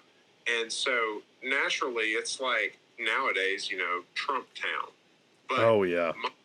My neighbor that lived, you know, maybe 50 yards from our house, he was a black man and he was married to a white woman. And back in the 90s, that wasn't nearly as common as it is today. But I grew up seeing that from an early age, so it was never a weird thing for me to feel like, oh, you know, that's outside of my normal universe view. But in that same token, I realized as a young adult that although I'd had no problems with gay people, I was somewhat uncomfortable around them, and it's because I didn't have that exposure as a child. Again, not a single problem with them. I don't care how they live their lifestyle. That's their lives to live. But because I didn't really have any exposure to that as a child, I didn't ever learn how to be comfortable around that until you know, my soon-to-be ex-wife, her mother is actually gay. Oh, so being around them, I mean, they've been together for like 15, 20 years now, and it's just normal. But I realized at first that I wasn't really comfortable about it. Again, like, not a prejudice or anything like that. It's just, it was different, and I wasn't accustomed to it. No, totally. I feel that. Not to circle jerk or anything, but like, one thing that I like to think tends to separate the left from liberals is that I think there's tends to be a greater emphasis on like what you do, as opposed to sort of this like, I don't know, I would describe it almost as tokenism, and I guess to an extent virtue signaling. I honestly, like, I think everyone has biases. That in and of itself isn't necessarily something to be ashamed of. It's just about sort of recognizing and trying to work past them. you know? Right. Well, I feel like, generally, not to trash talk liberals because their heart's in the right place usually, but generally the narrative is like, oh, well, I've never felt any sort of prejudice in my whole life. And that's, very rarely true. And if you think that, then it probably means you're not interrogating yourself very closely, Right. It's like that's not there. There's not that depth of self-awareness to that degree, and that's like, I mean, it's the same thing as people who I tried to, before I exited this or began exiting this family, I tried to correct my my nephew on something whenever race was brought up. He's young, so he wasn't in the conversation, but he overheard something and he butted in with the little tidbit of information he had learned from school. The thing he had learned from school in rural Alabama is that we are all equal. Well, he's too young for me to explain to him how that isn't necessarily true, although we should behave as if we should treat each other equally, but we're not all equal because the society we live in discriminates against minorities. Like, totally. You kind of need to know like the history of slavery and stuff to really get that. Right. And it's just, I don't know. It's the whole process of me growing up in the American education system, seeing, hearing what I was told and then seeing what's actually happened growing up. It feels like we whitewashed a whole lot of the racism problem, and it only stands to reason that it came to such a head last year whenever the George Floyd incident took place. Oh yeah. You could almost call this sort of inevitable, like the pot boiling over like that. I can only imagine how furious I would be if I were a black man in this country.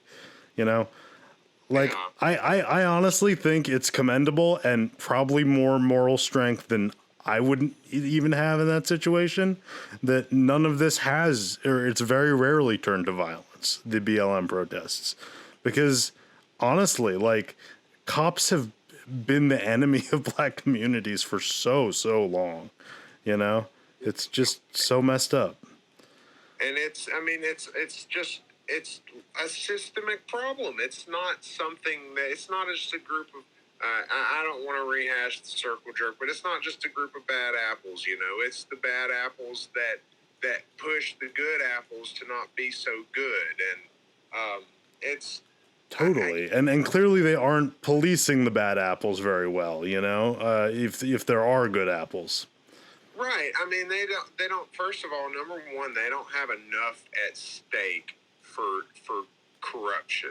Like we need to change that. I think that the idea with pension and that funding the lawsuits, or however it was, I forget how it was worded, but I think that that's a great step in the right direction.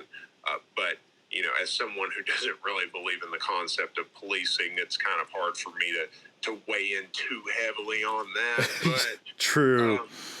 But it's just like, where I was going somewhere with that. Oh, that's another point that I try to make with a lot of people on the right that are Caucasian. I'm like, if they tell me stuff like, I'll use my stepmother as an example again. She said things like, about the black neighborhoods being more run down and this and that. And, the one point that I wanted to make first was that post hoc ergo propter hoc.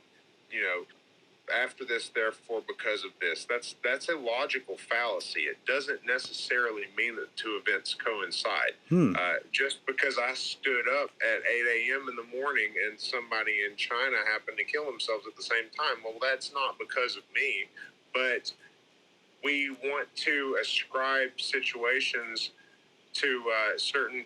I kind of feel like it goes back to the whole point you were making earlier. It's easier to have somebody blame themselves or give somebody something else to blame versus having to take a hard look at ourselves as a society and say, hey, we need to do better. It's very true. And it's an uncomfortable thought that, like, there's something unfair with our society, that, like, our positions are partially due to privilege, Yeah, and it's like, the one of the things that she mentioned was it's not fair.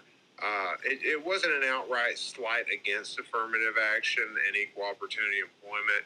It was more so like, how's it fair for, this employer, they say they have one job opening. Well, they're required by law to have to hire so many minorities, and, they are under their quota, for lack of a better word. So how is it fair to this white guy who may be more qualified for the job that he doesn't get it because of this affirmative action changes in the law since the civil rights movement and all that? And I told her, that's a good question, but it's really, really hard for us to answer it fairly in this advantageous position of being in the majority. We're not minorities, and we need to quit acting as if we can even begin to approach this topic on the same level. We can't. We don't know the feeling of being the minorities. We don't know, realistically, how many less job offers they get than we do as the majority. And Right. It's easy for you to sit there in your ivory tower of white privilege and say, they need to do better. They need to do better. It's easy for you to say that. You got a head start. Just by virtue of being white, we are already given an advantage, an unfair advantage in society. And I think that that's something that needs to be addressed. Now, do I think that necessarily, saying that every employer has to have at least 5% of minority or whatever? No, I don't think that that's the best approach. I think that we need to shoot for a ratio that somewhat reflects the population, but I don't think that it necessarily needs to be like, like a hard line. I think that what we need to do is come up with a different approach that targets out people who are specifically excluding minorities. I think that would be more effective. Yeah, and plus, I feel like this gets glossed over a lot. From what I have heard, a lot of affirmative action it's essentially, it's like tax breaks, and it's not like required per se. It's just encouraged, Right. And of course, that just becomes a tool for capitalists to abuse. So Right. It's like they're both, both blacks and whites are getting screwed over. It's almost, in some ways, it's only like a Band-Aid solution to the core problem. But,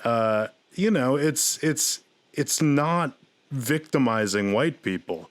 And that it's something that you see on the right a lot, is that they feel that they're victims despite all the sort of masculine neo-Nazi posturing. And it's just like, I totally get why they're being like, people are starting to call them such snowflakes, because they're kind of being pansies about the whole situation. You are given, first of all, most of the people on the right are Caucasian. Let's just go ahead and put that out there. It's kind of weird that we're seeing more minorities venture that way, but I get it because the right can run pretty effective propaganda campaigns. But it's, go ahead and make that assumption that most of the right's going to be white. Well, it doesn't really make a whole lot of sense to me that a whole bunch of white guys are going to sit here and talk about how victimized they are when they're in the majority, when they're receiving the direct benefit. You're so victimized. Okay, if I gave you the option to no longer be white, to be a minority tomorrow, would you take it? No, of course you're not going to take it, because you're on the conservative right. But I just, it's maddening almost that they have such a home court advantage and they don't even see it. It's like, I don't know if they don't see it or if it's just easier for them to reconcile, denial, I guess. Yeah. But I've told that, my stepmom in particular, she brought that up, what is it called? It's called something, because it's older than the Nazis even. I for some reason I wanted to say it was called the Great Lie. It's the whole theory that, you know what I'm talking about? The whole theory that eventually, I think so. the white race is going to become the minority, and Oh, the Great Replacement. Yeah. the Great Replacement. That's what it's called. Oh my God, that's nuts. I was trying to explain it to her because that's what I mean. If you look at this, it's this rehashed over again. That's what these people are scared of. They're scared of immigrants. Which is just ironic as hell because what this country was founded upon. Native Americans have opinions on that. Yeah, You absolutely. know? That's. I mean, it's terrible is what it is, and that I bring up the Native American issue a lot too because how are you going to sit here and say, well, we don't want minorities moving into our neighborhood? What the fuck do you mean your neighborhood? By what virtue? Did you live there for hundreds and hundreds of years? No, we immigrated. Like, Right. I don't know. It's just it's a country built on hypocrisy, and it's like this giant.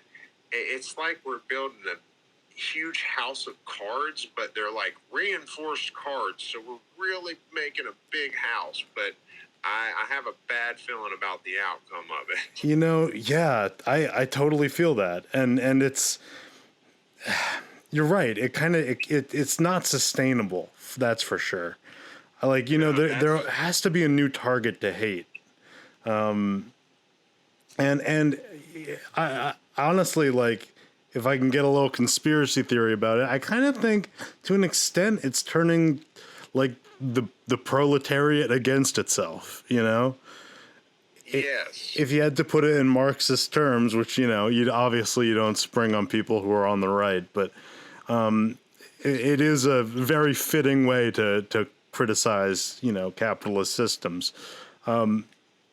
It's like the racism, I think, as a whole, is generally a way of taking disenfranchised people in the majority, white people, and turning them against their allies, which essentially should be like immigrants and you know, other minorities who are also being exploited by the bourgeoisie class.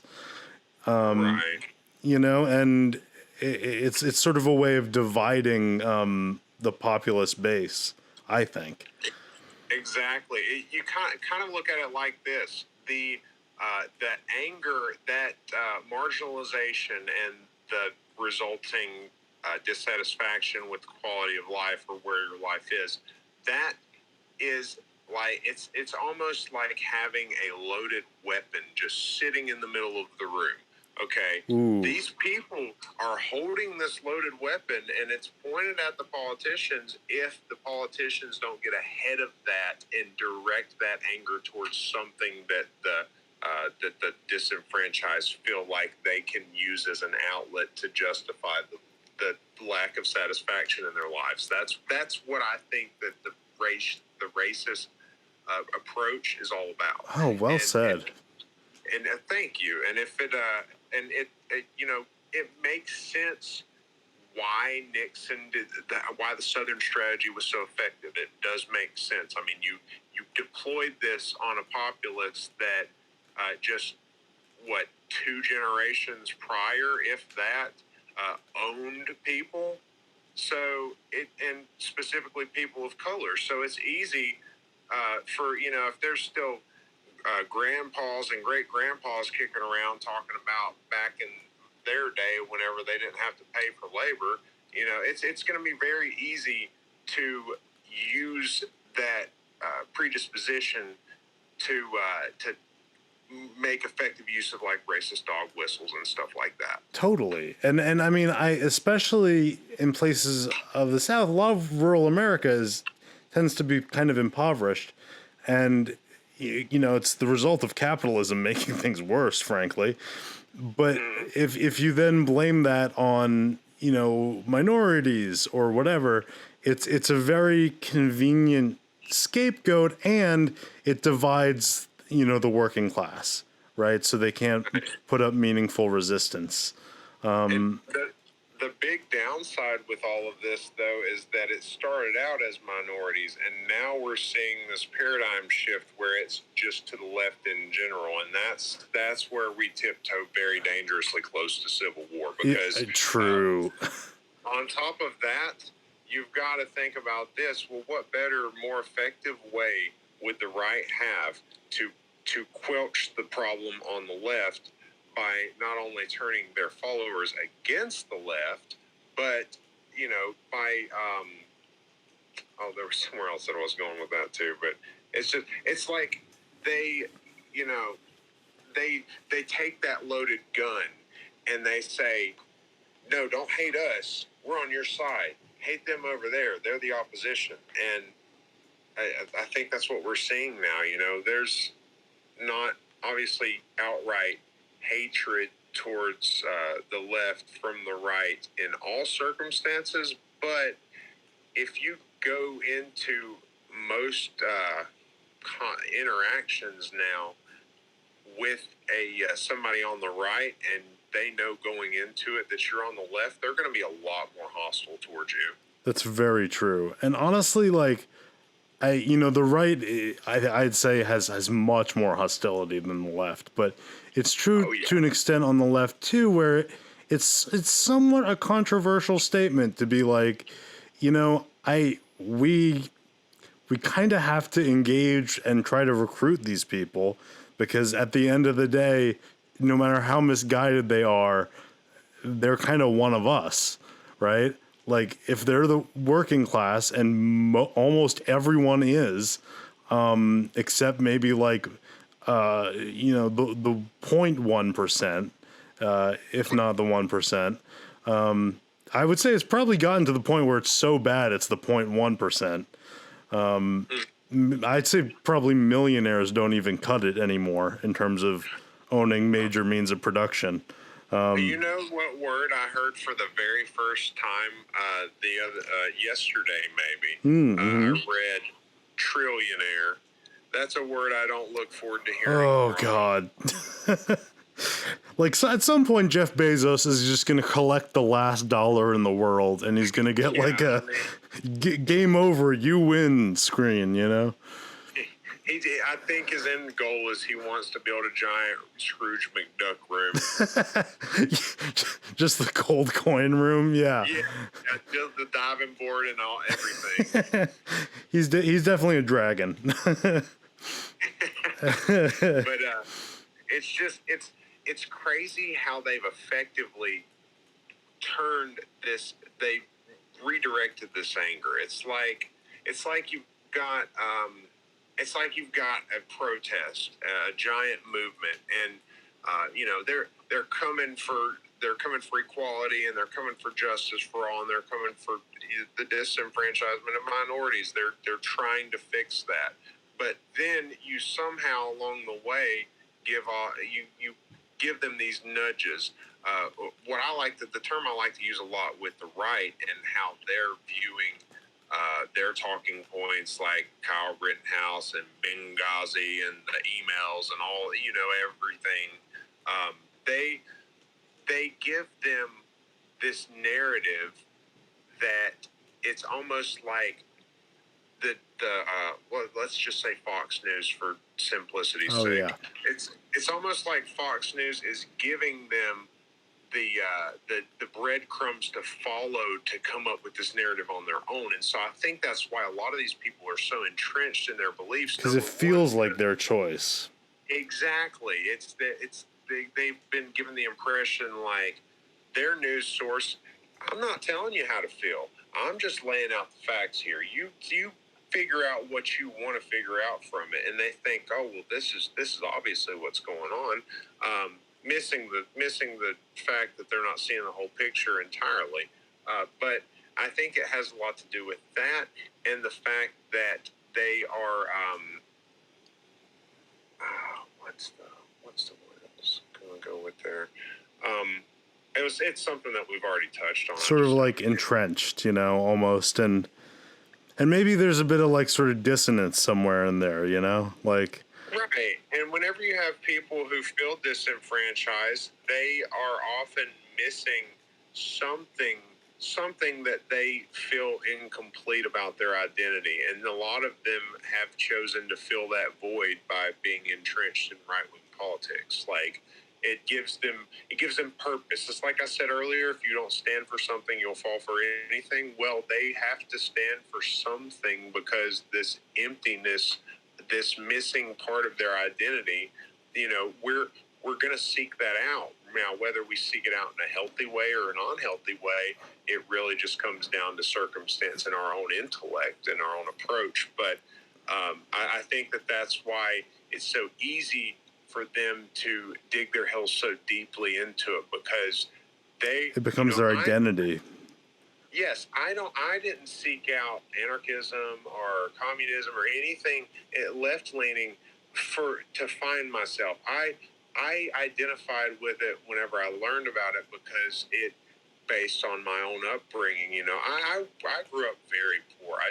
Compared to how I'm doing nowadays, it's a much bigger difference. And so what I saw in the left and the philosophy of people who are far left in general, what I saw was fairness. What I saw was equality. These people aren't saying that one person deserves more than another. They're not saying, they're not defending tax cuts for the rich, which, side note, why the hell would anybody look at that on the surface and think, hey, that's a great idea. I know. People have this money, let's give them more money. Fuck it. Why not? Right. It doesn't make any sense, but somehow... Ignoring the fact that they can basically avoid taxes with capital gains and, offshore companies. Right. I mean, it's just... Like, they're barely paying anything anyway. It's nuts. And then in the same breath, these people want to say, well, I mean, yeah, Trump's going to use the loopholes. Everybody does. Until they close them, that's just what's going to happen. Like, no, there's a difference between... using a loophole to save you a few bucks and claiming that you only paid $750 only paying $750 in taxes because you say you took a major loss when you didn't. Like, one is fraud and the other is really, really big fraud. So right, there's a huge difference in magnitude. Yeah, and that's another problem that I see a lot, is this false equivalency of just things that have no. It's like the Antifa versus the police. Like, Antifa's causing all these problems. Yeah, they threw milkshakes at like a politician once. Yeah, and it's like they don't think that, okay, maybe there are provocateurs in this that are painting a negative light of Antifa because it's in their best interest to do so. But in the same breath, they'll also say, oh, yeah, there's plenty of paid protesters at the BLM marches. No, that's just not how it works. I don't know how you got to this worldview, but please just be smart and get out of it. Like, yeah, it's like the only real ones are the ones that are causing trouble and doing things I don't like. Everyone else is fake. There surely is not popular support for a populist movement. And I also, the problem that I end up, this one shocked me when I realized what I was doing, because I suspect that there are a lot of people on our side doing this too, because of the exposure to this so divided environment. It's almost like, okay, like I told you, they give them breadcrumbs and let them come to this narrative that the narrative is obviously untrue at worst and misleading at best. They come to this narrative on their own. The breadcrumbs are true. Like, I don't know the whole story of it, as far as the right presents it, but I know that there's a lot of truth to, I won't even say a lot, but something happened with Benghazi that is provable that they are really just latching on to. But I think what they're doing is they're taking that and just running with it a lot further than well, it's what's another good one that the emails. Yeah, the emails. Okay, That was so yes, absurd. yeah, why she shouldn't have used a private email server. Okay, yes, you're right about that. But you're making this into a way bigger deal than it really should be. I mean, it's Right. And you know, when Trump like actually commits treason and tries to incite an insurrection, it's like, "Oh, you're being too mean to him." and you it's know? easy for them to you know, go with whatever narratives presented to them because it defends that part of their identity that they're latching onto this for. But the thing that I'm seeing that I'm having a problem with, and I hope this is probably something that we would want to, we would want to pay close attention to so that people on our side aren't falling for it. The right's doing it, and they don't care to change it, but we don't want to do that. And that's rejecting things that their media presents on the basis that it's presented by their media. Now, I will be the first to say that I'm skeptical of anything that comes from Fox, OAN, Newsmax, or the like. Understandable. And we have reason to. But what I have had to consciously make an effort to stop from doing is to automatically assume that whatever story my sister is trying to tell me about is all bullshit. Because, like I said, there's often breadcrumbs of truth that these people are led to these false narratives. It's very true. I mean, 90% of what the right's mad about are again actually symptoms of capitalism. You know? Exactly, and they're just framed incorrectly. Right. Like the big example I always think of is exporting jobs to China. You know, yes, it's like a great example, dude. Like, yeah, of course, the shareholders of the whatever auto manufacturing plant you used to work at found it was more profitable to exploit children in a country with lax labor laws. That should probably make you mad, but not at the Chinese. right? And not at the. I mean. It really shouldn't even make people mad at the corporations that are allowing this. It's the same problem. It's the system itself, you know? Exactly. It's a rigged system. But what we've been taught through generations of suppressing the criticism of capitalism is that the criticism isn't a thing. Like we don't question it, just like the serfs didn't question why they had to work so many days on the Lord's farm or on the Lord's land, or the slaves didn't question why they just had to work for no reason. Right. You know, it's like, what do you mean the king has too much gold? He's the king. Exactly. And that's the problem. Like, it's easier to see such a glaring disparity in a system like feudalism or slavery. But in capitalism, you have to approach it with some nuance. You have to say, okay, this is what you've been taught. Now look at it through this lens and pick it apart, see which one makes more sense to you. And that's how I had to approach it. I mean, I had to approach learning what little I do know of Marxian economics, just based on what I was able to find online, because they didn't teach that shit in my high school. They didn't for teach sure. that at the college that I went to. You know, I even went to a very liberal high school. Didn't teach me it either.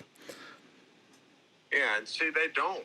They're not going to approach it because, you know, there's many reasons. Number one, a lot of the instructors are worried about their careers, and I'm glad to see that that's starting to shift in a different direction. But, you know, number two, the administration, who has a vested interest in making as much money as possible, they don't want you to go in their buildings and tell these impressionable young people how making money isn't a good thing. You know, money isn't this whole concept of profit-driven society is a disaster. And because we're not putting that knowledge out there, and more so because, well, not more so, but furthermore, because we have an entire side of the political spectrum that is bent on making us all dumber so we don't ever figure out that we're all being played, it's a really hard problem to approach. Totally. Because we're not even, there's not even a universal recognition that it is a problem. And I think in a way, some of what makes it trickier is that capitalism is somewhat merit-based. Kind of. And there's reason to believe that the merit it selects for is essentially psychopathy. But it's technically a merit. That's technically a trait you can have. So it's, it's not a fixed like royal lineage. And so it's slightly obscured, the plutocracy we live in, but it is a plutocracy. And it just makes it harder to see, I guess. Yeah, and it's easy for us to look at success stories that seem to spur out of, look at Bill Gates. His family, it's not like they had this vast fortune or anything to work with, or, Jeff Bezos. It's not like any of these people, they look like self-made men. And in the capitalist society, if you're subscribed to the narrative we're given, then yeah, they are.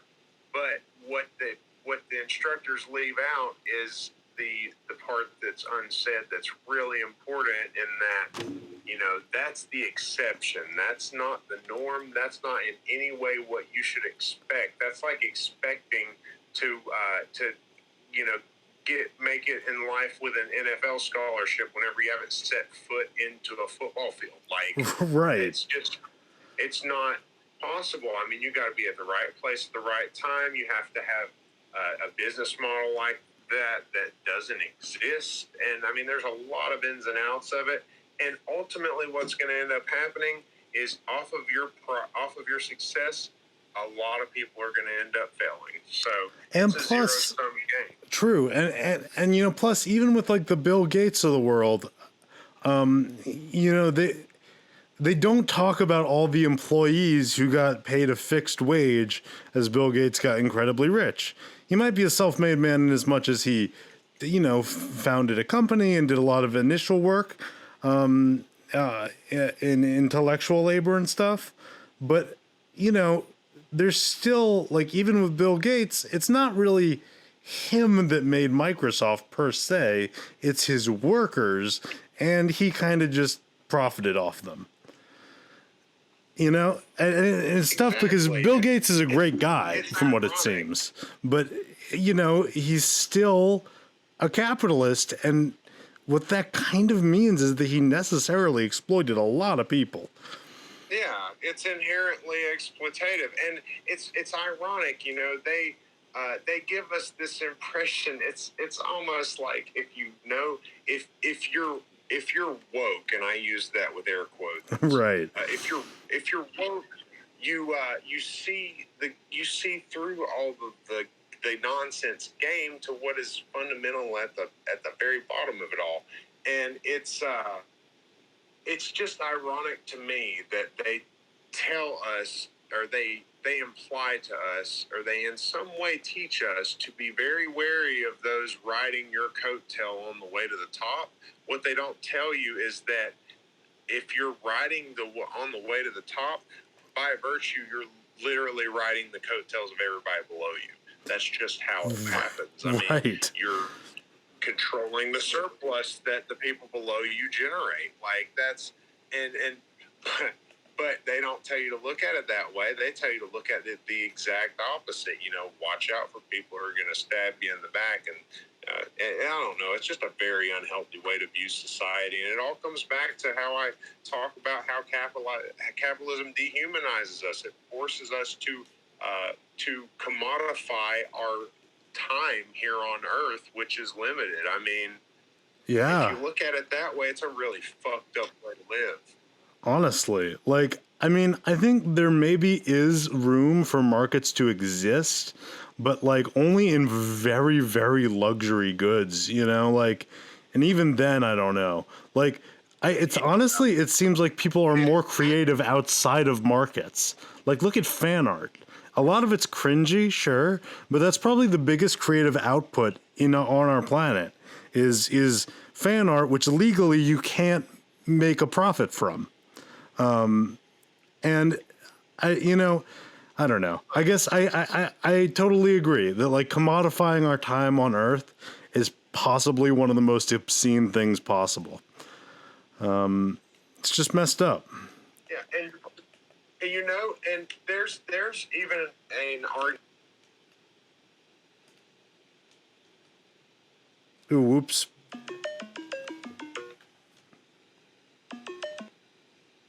Oh, I don't know if that was me. Can you hear me? Yeah, can you hear me? Yeah. Yep. So sorry about that. What I was going to say there was there's even an argument to be made that systems like slavery, although obviously they're very much morally reprehensible, they here's the example, and I think that Wolff used this in a couple of his different speeches, talking about how the slave child doesn't grow up living in constant anxiety about what he's going to do with his life. He already knows what's happening. Right. Like, say what you will about feudalism, but it was stable. Exactly. It was, it's not like these people not only were slaves in a different sense, but they also had to worry about how they were going to be slaves. It's almost like capitalism has outsourced all of the downside of being at the top to the people at the bottom. I mean, all the way from taxes to deciding how we're going to be they're not even going to decide for us that we're going to be slaves and what we're going to do. They're going to make us make the decision and make us worry about it. It's really brilliant from an evil genius standpoint. Right.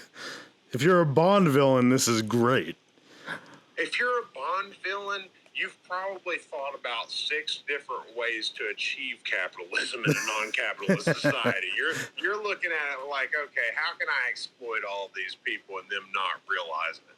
Right, exactly.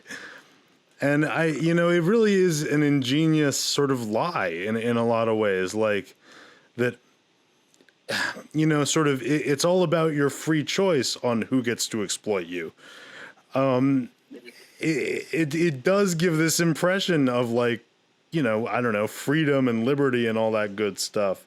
And when in reality, it's sort of much more like, I don't know, an alienating, isolating thing, being stressed about how and where you're going to earn your income. You know what else is alienating and isolating? A prison. And that's True. not making an apt description here. I think that's what they put us in, this prison. It's almost like, if you think about it, like The Matrix.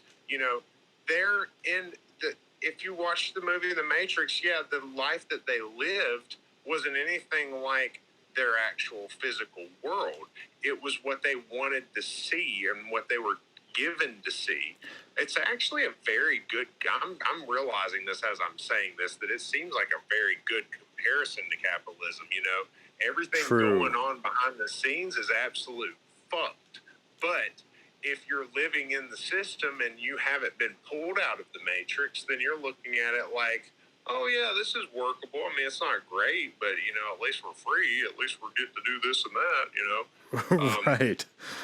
It's just it's so deviously done that it couldn't have been engineered by one person or any group of people. It almost is like it had to evolve this way, but because it's inherently exploitative, and if you ascribe to the concept of morality in some way, which I like to think most of us do, then it's inherently evil by virtue. Yeah. That it only stands to reason that this is the outcome of that system, that it is rapidly pushing us towards extinction, that it is rapidly creating a giant gap between the haves and have-nots, and at the end of all of it, it gets to shove the blame onto somebody else. You know, it gets to shove the blame on the middle class being decimated in America by them pushing jobs overseas, and as if pushing jobs overseas is a conscious decision and not just following the logical path of capitalism. Right. I mean, or that it's, anything to do with like the Democrats. That's why jobs went overseas. yeah, I'm sorry, but as a politician, I'm not telling this private company where to operate. I mean, that you can get into the whole laws about when that is appropriate, when it isn't. I honestly don't think. I mean, I'm an anti-capitalist, so it's kind of a moot point for me. but it's like, take it back to the argument that my ex made about the school funding and about the illegal immigrants and stuff. Like, it's like you look at it that way. Oh yeah, well we want them to make better grades so that they can, so that they can give us the carrots that we want them to throw our way. Well, why aren't you asking? Hey, why aren't they just giving them to us anyway? I mean, it's yeah. Again, it's a framing problem. I put an example of this on my story a couple nights ago on Snapchat, and it was essentially talking about how if you don't know the whole picture, if you don't know where the edges of the picture are, where the picture stops, then you have no way of knowing whether you're seeing the whole picture or not. And the way that I demonstrated this is I show part of a page, and I'm terrible at drawing, so it was stick figures. And what you could see are stick figures running off of what appears to be solid land and jumping into water. And that's all that part of the picture shows. But that's only part of the picture. When you zoom out, the other side of the picture has a jail with somebody climbing out of a busted out window and joining the others that are jumping into the water. And it takes on a completely different meaning when you see the whole picture. Right. Totally. I totally agree. It's a matter of like perspective and the wideness of that perspective. Right. And conservatism sort of thrives off a very narrow perspective, basically. Very. Like it's either me or mine or my race or, like my religion.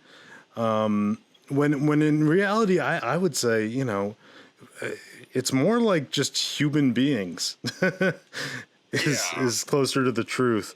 There's something I was going to say. Oh, right. Yeah. It's a shame the conservatives already co-opted the red pill with the Matrix. Because God, I know. I think it's a far more fitting metaphor for leftism than fascism, essentially. It is. I mean, because fascism is a fantasy. It's a bizarre one, too.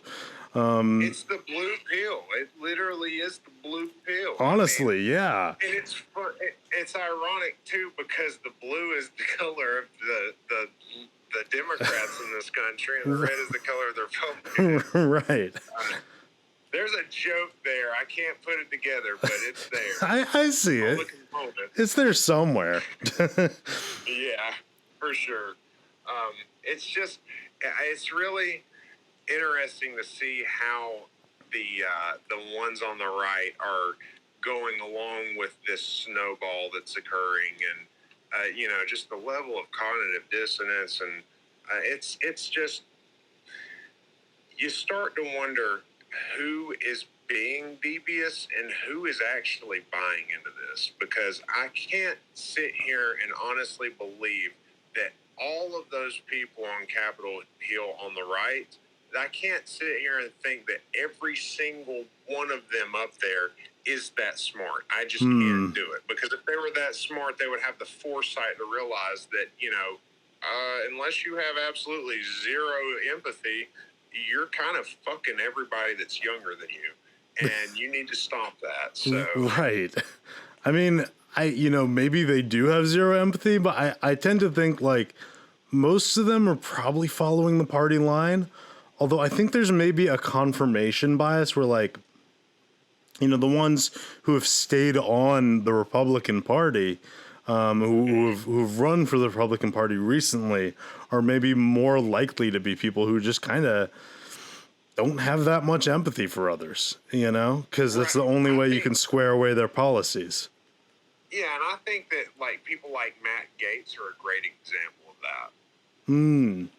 Matt Gaetz. I'm not familiar. He's the House representative from Florida. He's the one that early on, whenever the cases were starting to appear in the United States, he showed up at, tongue-in-cheek, he showed up at a voting on Capitol Hill wearing a full-on gas mask. Oh, Because he God. thought it was funny, whatever. Yeah, he's.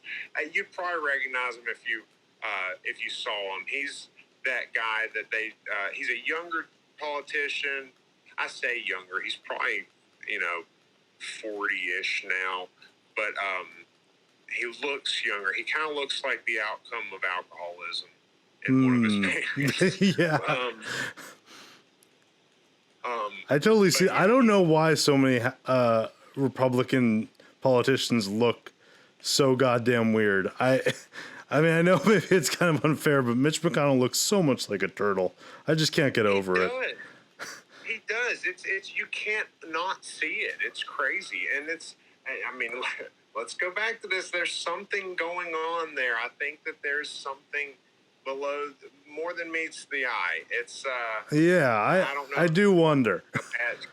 A bad set of genes or something. Like maybe they look like turtles when they get older, but they're also evil. So that makes it a little more interesting. Yeah, the Teenage Mutant Ninja Turtles would not approve of it at all. Not at all. But and it goes back to I promise this is going to be like maybe the 8th to last reference I make to the abusive relationship, but. Whenever my ex told me after I saw through everything, whenever she would tell me still, she would say the words, "I love you." And in my heart, I didn't believe that anymore because I knew that it wasn't true. But I had to stop and think, okay, I'm an empathetic person. Let me put myself in her perspective. What did she grow up like? What environment was she in? Did she know? Was she taught love? Or is what she doing really how she considers herself to love another person? I mean, regardless, the fact, I mean, whether that's compatible with how I love another person is not on the table for discussion. What I'm really wanting to get at is what does it mean to say that you love someone? Well, for somebody like you and I, we may have a very clear definition of that, and that you treat that other person right. You do what you do when you love somebody. You treat them like somebody that you freaking love. But if you grew up in an environment where it was very unhealthy and love was transactional, that you could still say to somebody that you love them. In my opinion, I think that you could say in that situation that you love somebody and be that abusive, transactional love person and not necessarily be lying, although what you're doing is not what most people would consider love. Right. And so, one of the confusing, complicating things is that a lot of abusers were also abused. Exactly. And I think that that's why a lot of this happens. I think that it's easy for the Republicans fall in line. They do it so much that we know to expect it when it's coming. And why do you think that they have that appeal to authority? Maybe, maybe a handful of them got caught kissing a boy by their dad whenever they were kids, and they got the shit beat out of them, and that always stuck with them. And so anytime somebody is really authoritative, they're just going to gravitate towards that without giving it a second thought, and that's just normal behavior for them. That's not an overt or conscious even act. of doing it. So it's easy for us to point at that and say, hey, they're falling in line. Do they even know that they're doing it, though? That's what I want to know. True. And, who knows, right? Like, I definitely could see it being, like, subconscious for a lot of people, and also, like, almost sort of a psychological, like, preservation mechanism where, you got to know on a certain level that some of the beliefs of capitalism, which are like, oh, well, you get exploited, tough tits, that's on you. You got to know on some level that goes against pretty basic morality, like stuff you learn in kindergarten. It should, but I don't think we're taught to question it, Totally. And also, I think it's it's how you square that away, how you make that okay, right? Like, so you might be like, well, yeah, sure, Jeff Bezos is exploiting the shit out of his workers, but if I were to go to the left, I mean, look how crazy they are. Like, there's so many they're making ways safe to spaces. rationalize And I think a lot of it is sort of just them trying to square away the obvious unfairness of the system they're supporting with, like, their conscience. Mm-hmm. It's almost like it's almost like if you have this is just some crazy example I'm coming up off the top of my head. Hopefully it will hit the mark. Okay. So, say you've got a friend, and your friend is just now getting released from prison. He did a few years for an armed robbery at a bank or whatever, and he's getting out of prison. You're helping him out. You let him stay in your house, whatever.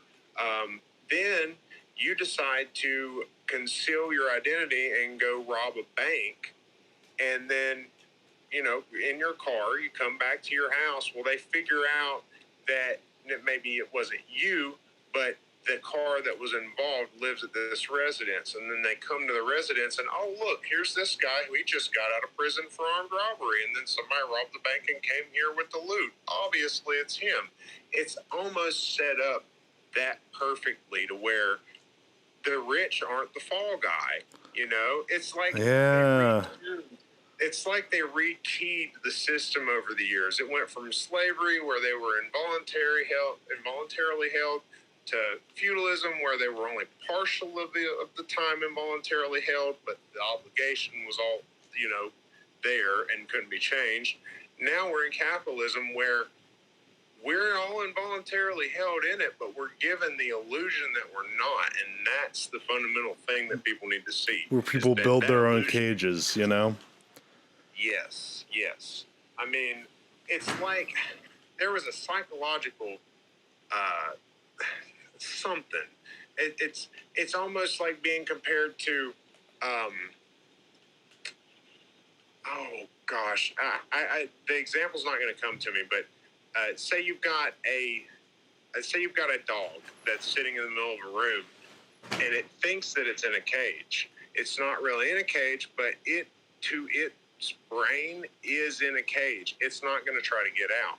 And it looks, but from the outside, if you're looking at that situation, you're like, well, that dog's got all the free will it wants. It can go anywhere it wants. Well, you're not in the dog's brain, and the dog thinks that there is a cage around it that it has to operate within. That's kind of like how we live in capitalism, a lot of us. Totally. I've heard it described before as a mind prison, and I think it's a fitting metaphor.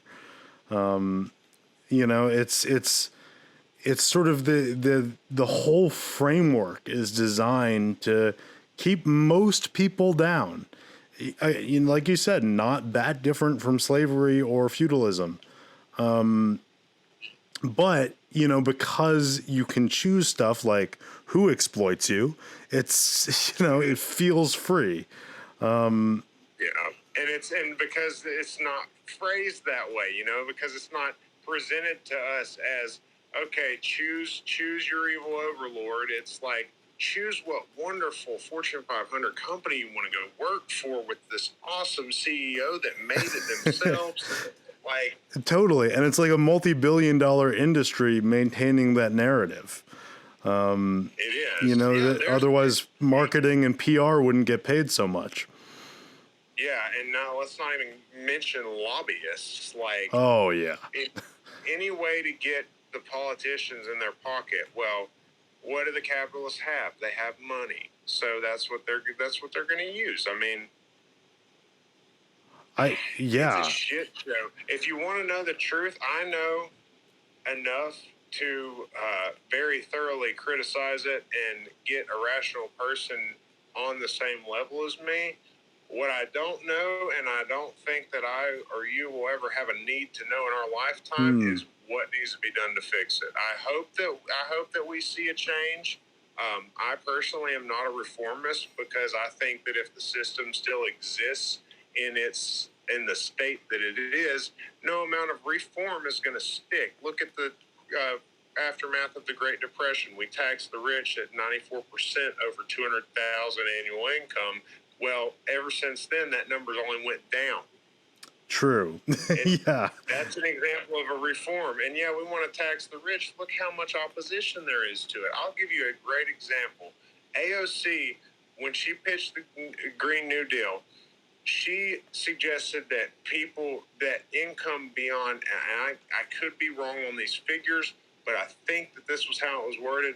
Her suggestion was that income beyond $1 million annually should be taxed at 70%. Do you want to know this? The reason that I have such a perspective on this before I got back in my family's life was that when I was working on site for the agency I work for, we had it almost looked like a network operations center. They had a bunch of TVs. There was one that had the radar for the local area, and there were two news channels. Ironically, the one on the left was Fox, and the one on the right was CNN. So, but I had to be exposed to this shit, and eventually, when I realized just how insidious they were, that may not be the right word, but just how much they did to present the narrative, things that you wouldn't even consider even as a skeptic. I started physically blocking that TV from my site with an old phone book that never got used. Oh, damn. Right on. The point being that I actually, and that people made fun of me for, I'm like, well, you know what? If you want to just allow that stuff to roll into your subconscious, go for it. I don't feel like risking it. But either way, I was able to see how the right was presenting things that I saw occurring. And Fox News never accurately portrayed the Green New Deal. If they did, they would have had a lot of their viewers be like, well, you know what? That's not a bad idea. Do you know what they said? We all live on the planet, you know? Like, it's almost a no-brainer. But the tax issue was the thing that they targeted. AOC pitched this idea that income up to $1 million would be taxed within whatever bracket it fell in, and then beyond $1 million would be taxed at 70%. What did Fox News take that and present it as? AOC thinks that all income should be taxed 70%. That is a gross misrepresentation of what she said. Yes, this happened. You could probably go find clips on YouTube where they were talking about this. They probably still try to say it whenever it gets brought up. That's horrifying. Yes, it is grossly misconstrued. It doesn't at all represent the position that she took. And as a result, people who are on the right watch this shit and believe it and think, oh, she's the enemy. She's just trying to take all our money. And the beautifully ironic thing is that they're listening to the people who are trying to take all their money. Right, I know. And it's, seriously, how many Fox News viewers are making over $1 million a year? You know? Like, oh my gosh. It definitely doesn't apply to them. Number of Fox News anchors making it. Oh, true, right? Like, yeah, and definitely the people on the board of directors of Fox News might make it. Yeah. You know, and that's another thing that I've been trying to because my sister is a really, as far as collective ownership goes, she's really, she likes the employee stock options and stuff, and I've been trying to enlighten her to the ways of workplace democracy. And which, I mean, you know, nowadays it's almost like Democrat and democracy are starting to become the new communism. I hate to feel that way, but it sounds like it's happening. Yeah. But she wasn't even aware of the concept of worker self-directed enterprises. And so that's an angle I'm going to try and finesse, so to speak, the next time we get time to talk about it. Because if you look at the way that Wolff presents the whole concept, it just makes so much sense. And we have examples that have worked. So, I mean, it doesn't make sense to me that we want to call ourselves, just like he says, we want to call ourselves a democracy. We want to say we live in a democracy, but the place that we spend a third of our adult lives is not democratic. It's a feudal system.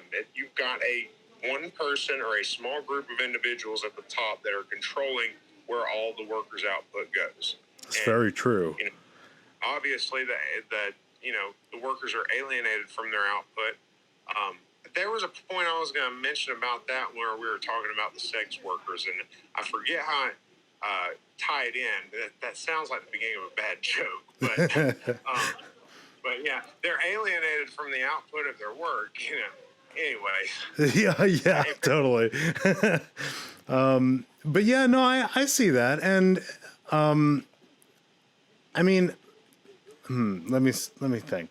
So what I was gonna say is, you said you're against reforming, and I tend to agree. I think, like, you know, social democracy and all is cool. Bernie's cool. AOC's cool. But honestly, like, I think in some ways it might be easier to start over. It's gonna. I think here's what I think personally. I think that so you've really got two schools of thought. I'm sure that there's more if we really dove into them, but you have a reform versus a revolutionary approach.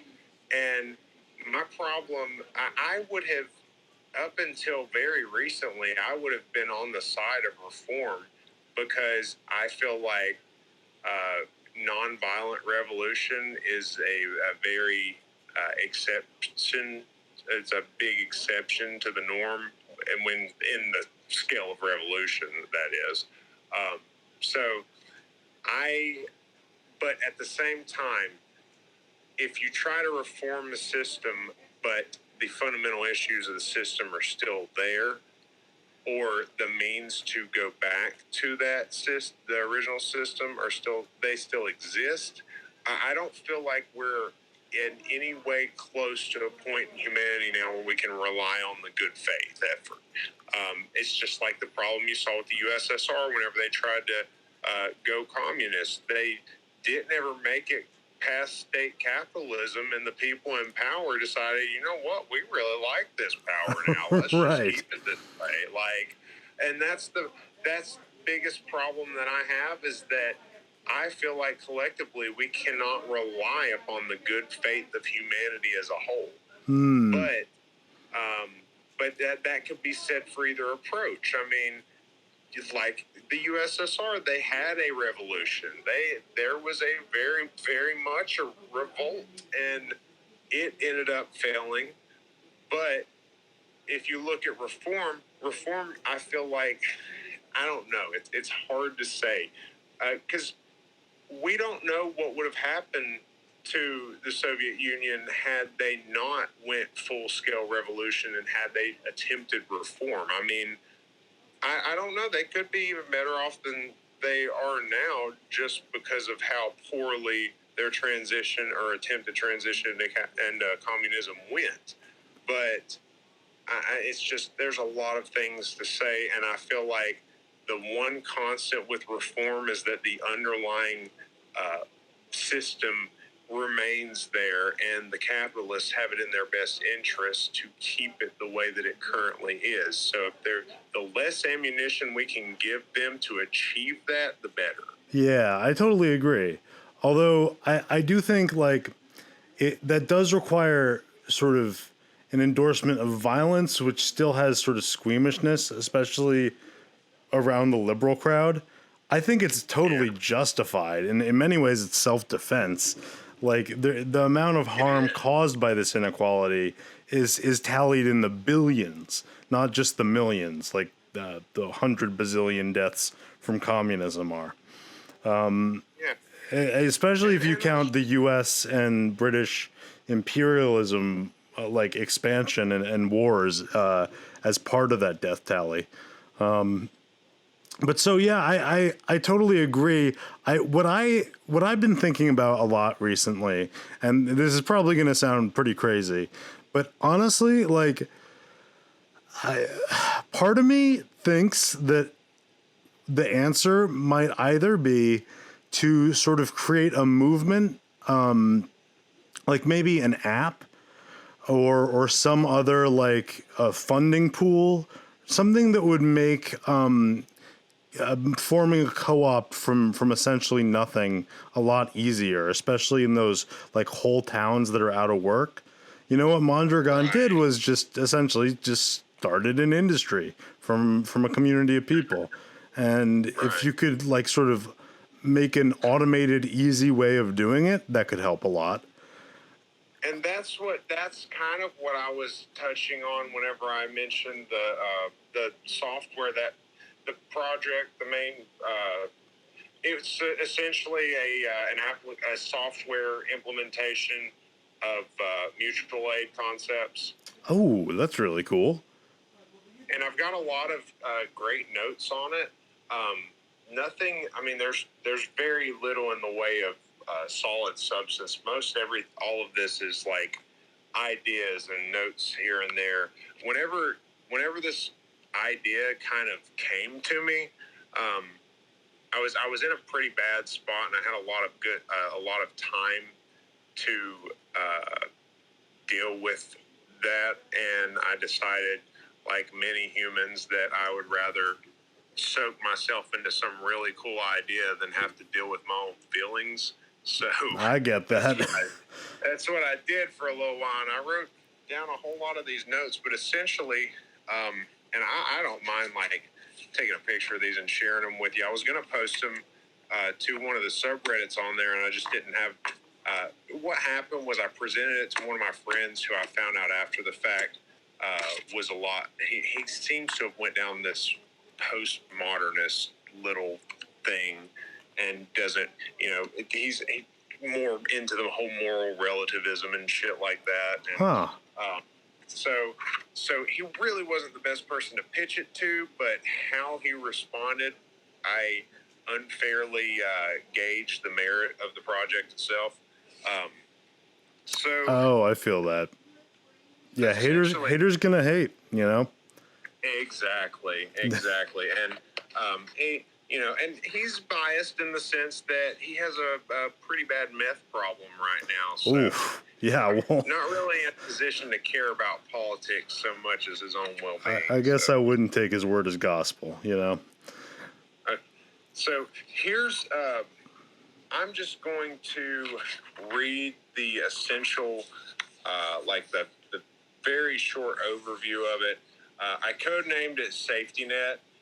The theory here is mutual aid could overtake and hasten the decline of capitalism if properly paired with existing technology. The problem that I've identified personally is that current software does not provide all necessary functions of a mutual aid organization in a single user-friendly solution. Furthermore, this solution must be decentralized, must utilize robust encryption and some sort of blockchain to allow for a public ledger.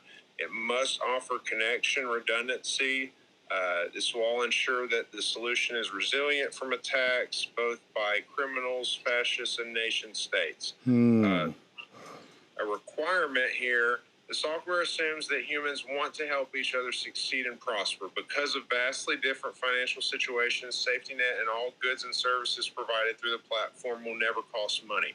Any good or service you, the user, offer on this platform are your sole obligations. You will be expected to provide them at your convenience, but within a reasonable time frame. The benefit to this approach is that you can also request and receive any good or service offered at no obligation to you. Some people may mooch, but we don't ever have to find that out. Interesting. I like that.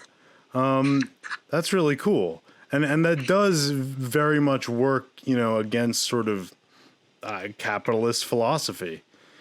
Well, Right. my idea is, I'd say, more working within capitalism, but I would say it's maybe in a slightly. I think, first off, I think that idea is awesome in its own right. My pitch is again, I think, less revolutionary, which is a bummer, but also I think might be an easier sell to people who are more in the capitalist mindset, where Right. essentially it would be about like collectivizing entire communities.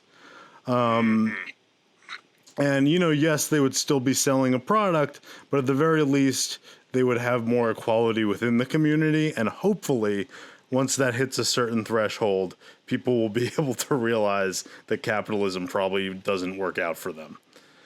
Right. It sounds a lot like the approach that, well, really the direction that Trotsky and I think Mayo, for the most part, wanted to go. True, yeah. And the reason that I decided this was something that I really could sink my teeth into, so to speak, was that the problem I see with the decline of capitalism is, well, first of all, it's inevitable. It's going to happen regardless of whether we help it along the way or if it just naturally dies out.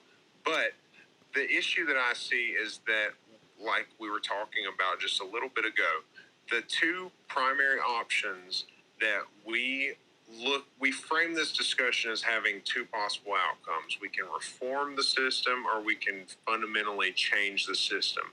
There's a third outcome that people aren't, and I don't believe I realized either, is that, and this is what this software, the goal of it is to provide. What if the third option is that we don't kill it and we don't let it die? We directly compete with it until it no longer has enough users to remain a viable system. Totally. I gotta say, I think we're on the same wavelength here. Just slightly different methodologies. My pitch is essentially like you make something along the lines of like a Tinder, or I guess Facebook, but Facebook is kind of a bad example because it's not like matchmaking. You do something like that, just with industry and business, to again allow like essentially a more compassionate model outcompete capitalism. Right. But I think the mutual aid thing is cooler, to be totally honest. I The main appeal that I see with it as an approach to actually compete directly with this, and it's a lot easier to envision it in my mind because I have like this little interface in mind and how it's all going to work, and I've got all kinds of notes on this stuff that I'll share with you. But so mutual aid, of course, the fundamental principle is solidarity, not charity, and that's how I would want to approach this. I want this software to be, okay, if you as an end user decided, you know what, fuck my job, let's give this a shot, let's see what happens. Okay, you download the software, you install it, it goes to the basic setup. The gist of it is that you seek out a role, and there's a lot of this that I just kind of shove into a black box that I call artificial intelligence and say artificial intelligence will handle it. I know that it's capable. It might be pretty hard to implement, but I know it's capable of handling this. But in an area based on the radius around where your client is connecting from, it will find how many people are already on the service and what roles they're in, and base that on what roles are in demand in that area. And from those roles, you can pick something that you feel would, something that you would find a passion for doing as work. And so If there's some sort of training that's required, that would be provided through the application. If there's, if it's something that you're knowledgeable about, I mean, if you really think about this, we can roll an economic system, an educational system, and a means for exchanging and receiving goods and services all up into one solution. And essentially what you do as a user, you download the software, you do the necessary setup, you would connect to the network. You're going to go through and figure out of what's available in your area, or even what may be available nearby if you want to move or something. And then select a role that fits you. And once you select that role and you select the schedule that you're going to work, then once you're contributing to that, so to speak, let me back up, because that's not really how I wanted to approach it. Not once you're contributing. Once you have the client set up, you can receive goods and services. It's assumed that you're contributing back to it. But because there's such a broad selection of work, and essentially everybody has an equal opportunity to get a job that they want, kind of, I mean, accepting regional limits on the number of workers in that role, I feel like there would be more motivation to seek this out. And, as reward for contributing to the collective labor pool, you can get goods and services from there, and it's not up for question. I mean, I had this divided into like 4 different roles, where one would primarily be a dispatcher of sorts, one would be, warehousing, transportation, delivery, logistics, stuff like that. So hold up. I just, first off, I gotta say, I think this idea is dope as hell. Thanks, and I'm glad to hear somebody else excited about it, because that's how I felt when I thought of it. I was like, man, this is cool. It really is. Secondly, I have like a whole cluster of similar ideas. I think a lot of them could be rolled together, to be totally honest, because they seem like fairly, I hate to use this because it's a super corporate word, but synergistic. No, I get it. But like, so I've had this idea where like, you essentially the trick with defeating capitalism is essentially building solidarity, right? Like you said, and that's about building a community. And to an extent, I'm not going to say I want to create a cult. I'm also not saying I want to create a cult. Right. So like, I think there's like a part of community that people really do need, this sense of purpose. And I also, I was raised Jewish. I don't really know if I have a religion right now, but there's some really beautiful stuff, especially in Christianity. And, I think if people interpreted it very literally, it's called Jesusism. It's kind of like a theoretical branch of Christianity that never really took off. It's essentially about like following what Jesus actually specifically said. And it's sure enough very anti-capitalist and all about like communal care. And he was a social, as Pat the Bunny would have put it, I believe. He was a socialist hippie peace activist. Absolutely, yeah. No, he flipped tables over like usury or something. He hated economics. He got pissed off at people gambling in the house of worship and stuff. Like, he was very much anti-capitalist, and a lot of people don't realize it. But totally, and it very explicitly says his followers lived in a commune, where like. And then what? And Marx was quoting the Bible when he said to each according to their need, Exactly. And then what became Jesus's downfall? Greed from capitalism. He got sold out. True. 30 talents or whatever. Yeah. Yeah. Like the however many pieces of silver and all that. Like, yeah, capitalism was his downfall, and Absolutely. the fascist, the establishment was his trial or his judge and executioner. Well, totally. And, the fact that the Roman Catholic Church keep glossing over, it was the Jews, really, when it was kind of the Romans who directly ordered the execution seems a little sus to me.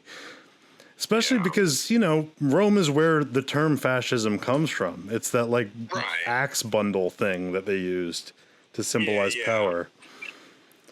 But anyway, which, by the way, I want to couch that by saying the new pope is awesome. I don't want to just come down on Catholics. Oh, yeah, absolutely. Let me make a real quick point, because I was going to say this a little bit ago, and it just came back to me. You mentioned, you said, I don't want to say I'm making a cult, but I don't want to not say I'm making a cult. I'm going to ask this question, and it's going to sound rhetorical, but I'm genuinely asking because I don't know the answer. Okay. Can you think of a single cult? Because cult's that's a pretty negatively connotated word. For sure. Can you think of a single cult historically that has ended badly that didn't have a leader? No. It's usually the cult of personality that ends up turning them into something harmful. Right. I mean, you had Jim Jones, you had whatever that crazy dude was with Heaven's Gates. You had, historically, David Koresh, all of them. The cults that end poorly, the cults that don't blossom into communal living and what we would like for the world, it typically is at the hands of a at best narcissistic, at worst psycho or sociopathic leader, some eccentric guy who roped all these people into doing this. And there's a role for somebody with that skill set in this kind of work, but you have to be able to also say, hey, if this starts to become a situation where I'm like a leader, you got to be willing to let go of power. Exactly, and that's the biggest problem that we've seen, and that's why everybody loves to point to and say that anarchy or anarchism or capitalism, anarchism or communism or socialism, it can't possibly work. They've tried it before. The leaders always fuck it up. Well, something human nature, Exactly, yeah, and then that goes on to the whole debate of how can you honestly sit here and tell me that humans are inherently evil, but you also believe in the Bible? How does something's just not adding up there? Something's not adding. Is God inherently evil? Because according to the Bible, we were created in His image. So right, and so much of there's a lot of stuff in the Bible. You can interpret it a lot of different ways, but for the most part, it's generally very peace and love. And the lessons it teaches are a very common sense morality that I would say capitalism strays very far from. Right, and see you see the level of mental gymnastics and stuff that they really have to do to defend this system and to prevent people from dissenting. Totally, I wouldn't take so much effort if they weren't straying so far. You know what I mean? Right, but it's literally the opposite end of the spectrum. And I'm finding more and more as we go through this conversation, there's more and more, for lack of a better word, it's as if capitalism were a person projecting all these flaws upon other things, and it's it that has that exact problem. That's very true. One thing with Republicans that got me when I consider myself a liberal was the whole whataboutism thing, which I found very frustrating. The fact that they just sort of deflect and also always preemptively accuse others of what they are currently doing. Those are the two biggest red flags in an abusive relationship. No kidding. Really? They are. Yes. It's gaslighting. Oh, yeah, right. Yes. Yeah. And it really does. There's such a parallel to be made because it's like the same exact thing on a much larger scale. Because it's exploiting the same sort of chinks in the armor of human psychology, I'd say. Right. It's the evil minority exploiting the collective good of the collective good of society, I guess you would say. Totally. I wouldn't even call them evil, just like opportunistic or selfish. Right. Yeah, it's hard for me to define things in the term evil. I think I've just kind of fallen into that habit. It must be from living in the South too long. But That's fair. When I say a word like evil, whenever I describe something as evil, really it's a placeholder for lack of good. Yeah, and I think that's very true. And like also I think from what we've said about people being shaped by their circumstance, I think there are plenty of like horribly exploitative, even like Wall Street CEOs who, if they were raised different, if they lived in a more compassionate society, probably wouldn't be like they are. Right. And it's all about. I think a lot of it has to do a question of motivation. I mean, what drives you? Is it the conditioned fear response that you've been abused into having since you were 7 years old, or is it the fact that you want to make the world a better place because your parents tried to make your world a better place? It really does. I'm with you. We are very much the products of our environment. Totally. I think we're definitely on the same wavelength here. So there's something I was going to say earlier that just before I forget it. Oops, shit. Go ahead. My pitch is, again, it's very nebulous and also very much mostly on paper. But the idea is you combine sort of that reinterpretation of a lot of the earlier part of the Bible with sort of this communal living that actually puts it into practice. And also sort of one branch of this community is focused on sort of just self-maintenance and survival. So like, gardening and producing like pottery stuff, sort of appealing to the Whole Foods crowd of sort of hipster, organic, whatnot. There's definitely a market for that in the Northeast anyway. And we're starting to get that down here too. Yeah, which is I think kind of kitschy, but whatever. It's refreshing for this area, but I agree as a whole. Yes. I respect the sentiment, but anyway, the point is you bank on that, and in the meantime, there's a second group that's sort of focused on stuff like digital developments and spreading the movement. So stuff like your mutual aid app and my co-op app and anything else that's sort of designed to spread the communal living idea beyond the borders of the community.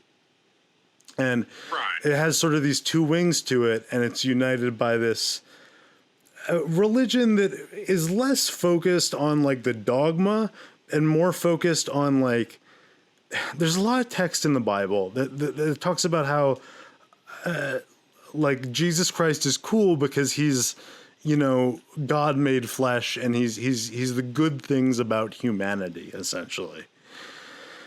And I think there's almost a secular way to frame that, or at least one that isn't super alienating to people who aren't Christian, where it's like, it's more about like just worshiping people, like the greater whole of humankind. I could get behind, even though I'm not like particularly religious. I genuinely believe in it. And I don't know. I think there's potential there. I think that I don't think that it's necessarily a bad approach at all, because I mean, the fundamental the fundamental concept that you're describing is very much in line with how Rastafari is, in that they really Rastafari. Those guys. That's what I would compare it closely to. They don't. Interesting. They don't focus so much on the creator, the God that they worship, so much as they realize that their time on earth is limited, and they try to make the best of that. That is the I guess you would say that is kind of the concept of not heaven, but heaven on earth. I don't know. It's kind of hard to, like the John Lennon song. Right. There's it's just like, I don't know. I don't know really how to describe it. I have a very, very loose understanding of it, but something that really strikes me as being more in line with something you could probably model after to center this all around is Zen Buddhism. Ooh, very true. Because it's not, that is It's about the alleviation of suffering. That's the core tenet. Exactly. And you're not, and with Buddhism as a whole, it's not so much focused on the dogma as the philosophy. Right. That's very true. And Buddhism is actually very sort of weirdly skeptic and science friendly. There was a really good book I read by the Dalai Lama about like why Buddhism is true, and it's 90% about his experience with like learning from like scientists in biology and chemistry and physics, and how he essentially will not believe in anything that cannot coexist with those natural laws. Right. It only makes sense. I don't understand.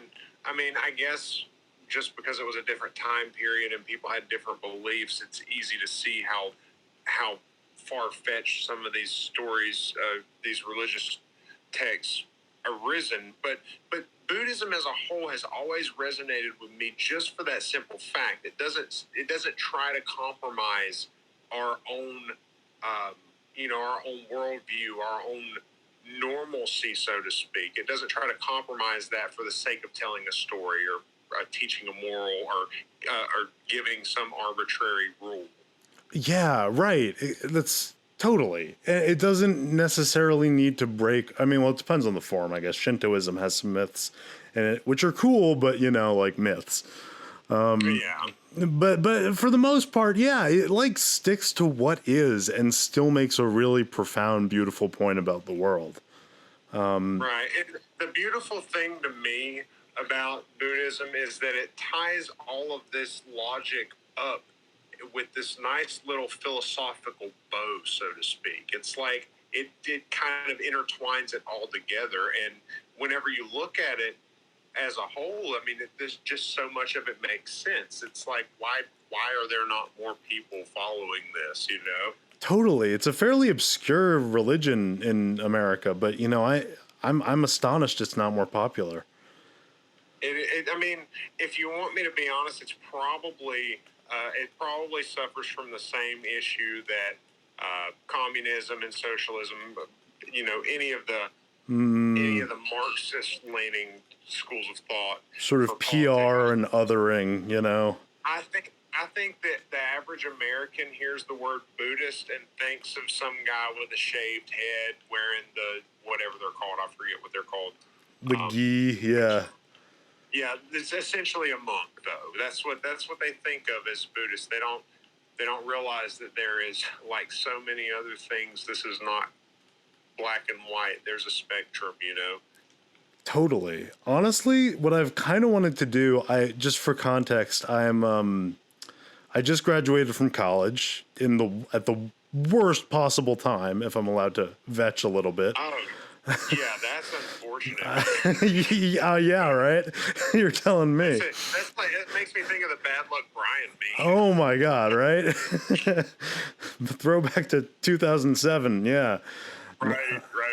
But yeah, no, it kind of sucks. And I had a decent summer job. I spent a lot of the summer, though, sort of caring for my terminal grandpa, which wasn't super fun, but it was purposeful, I guess. It was all right. And to hear that. I'm glad you got to spend that time with him versus having to slave for wages. True. I mean, well, I was also slaving for wages, I guess. Yeah. But which is part of what actually turned me on to leftist thought is I actually crunched the numbers on what my take was out of what the value I was producing for the summer camp I was working at. And it was obscene. Like they charged like $1,400 per week for like an online camp, and I just per hour I was getting like 3% essentially. It was ridiculous. That anger inspired me to create my own business, which I worked on really hard for like 4 months, and I had a series of free trials, but I got a lot of feedback, which is like, listen, this is cool, but a lot of students are just sort of burned out. It was this sort of unconventional learning thing. Anyway, Right. I don't need to give you my whole life story, but the point is that I've kind of been trying to work on this YouTube thing while I'm waiting for the pandemic to end, so I can get like a proper wage slave job, I guess. Yeah. And I've been wondering about what to do next. One of my dream goals is to both like somewhat make it as somewhat of an entrepreneur, but ideally I'd really like to do it like not just me, but with a whole community. And my super stretch goal that is very unrealistic is to like start up my own little community, you know? An intentional community. Exactly. You know, and I hope it doesn't become a cult. But then again, cults are only called cults until they get popular. You know, technically, like all of Christianity was at one point a cultic religion, if you want to be technical about it. Yeah. Same with Judaism, you know, like all of it. And the real point of it isn't the religion; it's the way of life, I guess. And I feel like there would be a lot of takers if it was marketed the right way. Right. And that's one place that you'd have to definitely be careful is how, tiptoeing that line of, calling it a religion versus not a religion. I know that that's not what you would outright call it, but if people get the impression, they may start to look at it like, oh, okay, Waco, we're not going to move in. Right. It's just, I don't know, because you see examples. I've seen a couple examples in the last year or two where people have went and created intentional communities like that. And I'm very much in support of doing things like that. That sounds like, ultimately how I'd want to end up spending the better parts of my life, because you get that, you don't have that alienation of labor as Marx discussed. You don't have that amount that you're generating over what will sustain you or what your proper contribution should be. And it's not all being siphoned to one person or a group of people. We'll call them bastards, a group of bastards at the top. Yeah.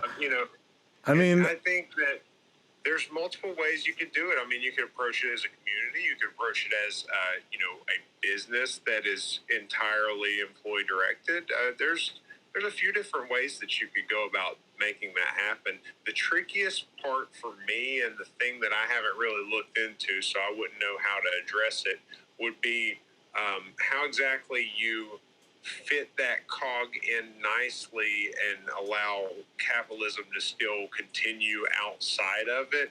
And essentially, because you can't just you can't just declare the land that you're going to as sovereign land. So you have True, to, although hilariously people have tried that throughout history. It doesn't surprise me. It doesn't work. People, there's always going to be somebody that freaking entitled that says, you know what, this is mine and all mine. It's not going to be a country's land. Right.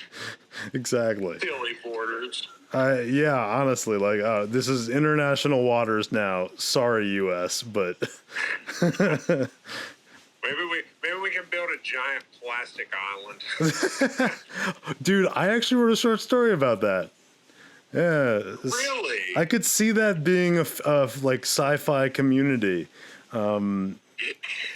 Is like the last land on Earth above water is a plastic, like, sort of junk heap fused together. They need to make a prequel to the Star Trek series that is just that. Oh, true. Yeah, didn't they have like a really dark backstory before the Federation? I don't know the entire story of it. I watched episodes off and on because my grandmother liked it when I was a kid, but I didn't. I need to go back and watch it because I actually liked it. I remember enjoying the show as a kid. I just didn't know what the hell was going on, you know? Yeah, I hear there's like I don't really know the lore either, but I hear there's like a huge like really bad nuclear war, and essentially it convinced them like, all right, we gotta stop this, and then they became a communist society. Yeah. Essentially, they had moved past capitalism. Though that is the big. And I thought, you know, for considering how popular that show was, it's a really good thing that was essentially the premise. I mean, they didn't have money, they didn't discuss transactions, stuff like that. It was just True. they were just existing. And plus, you notice, like, you know, sci-fi dystopias. Star Trek, I would say, is mostly not a dystopia. A lot of sci-fi dystopias rely on the fact that they haven't moved past capitalism. It's true. It's true. It's been that way for. I mean, there's been sci-fi dystopias written in what, at least 100 years now about that exact situation. I don't know how long. War of the Worlds was back in what? When was War of the Worlds? Was it that? It wasn't the 80s, was it? I was like 60s, I think the 60s. Yeah. Yeah, so we're probably coming up on close to 100 years of dystopic capitalist sci-fi. True. Yeah. Genre. Yeah. I think it for sure is. You know, it's like, hey, people make art based on the culture they're in. You know. It's such a trope, and you know what the difference that I feel like I try to make every day that I've been really drilling into my friends lately. Now, an approach like this requires you to have a pretty good sense of who is a friend and who is more of an opportunist. But I tell people, I tell people all the time now. I offer, you know, if I offer to do something for somebody, because I'm in a much better position financially now than I was 10 years ago, and much better than I was as a child. So this isn't something that I just grew up having. And if I'm able to do for somebody else, I don't consider that a favor. If they want to call it a favor, it's a favor that goes unpaid back, because I don't believe in reciprocity. I want to spread that mentality to other people. Hey, Sander here. So that's the end of the interview. It cut out a little early and I didn't quite catch all of it. But I generally thought it was a very nice talk. I might do another one with this guy. Also, there are a few other leftists I found on Reddit who seem like they'd be interested in talking. So I might do one with them. I also was thinking about going on VR chat and finding people to talk to, because there seem to be interesting folks on there. Let me know in the comments if you have a strong opinion one way or the other. Regardless, though, thank you for watching. Subscribe if you like it. Yeah, I'll see y'all later. Bye.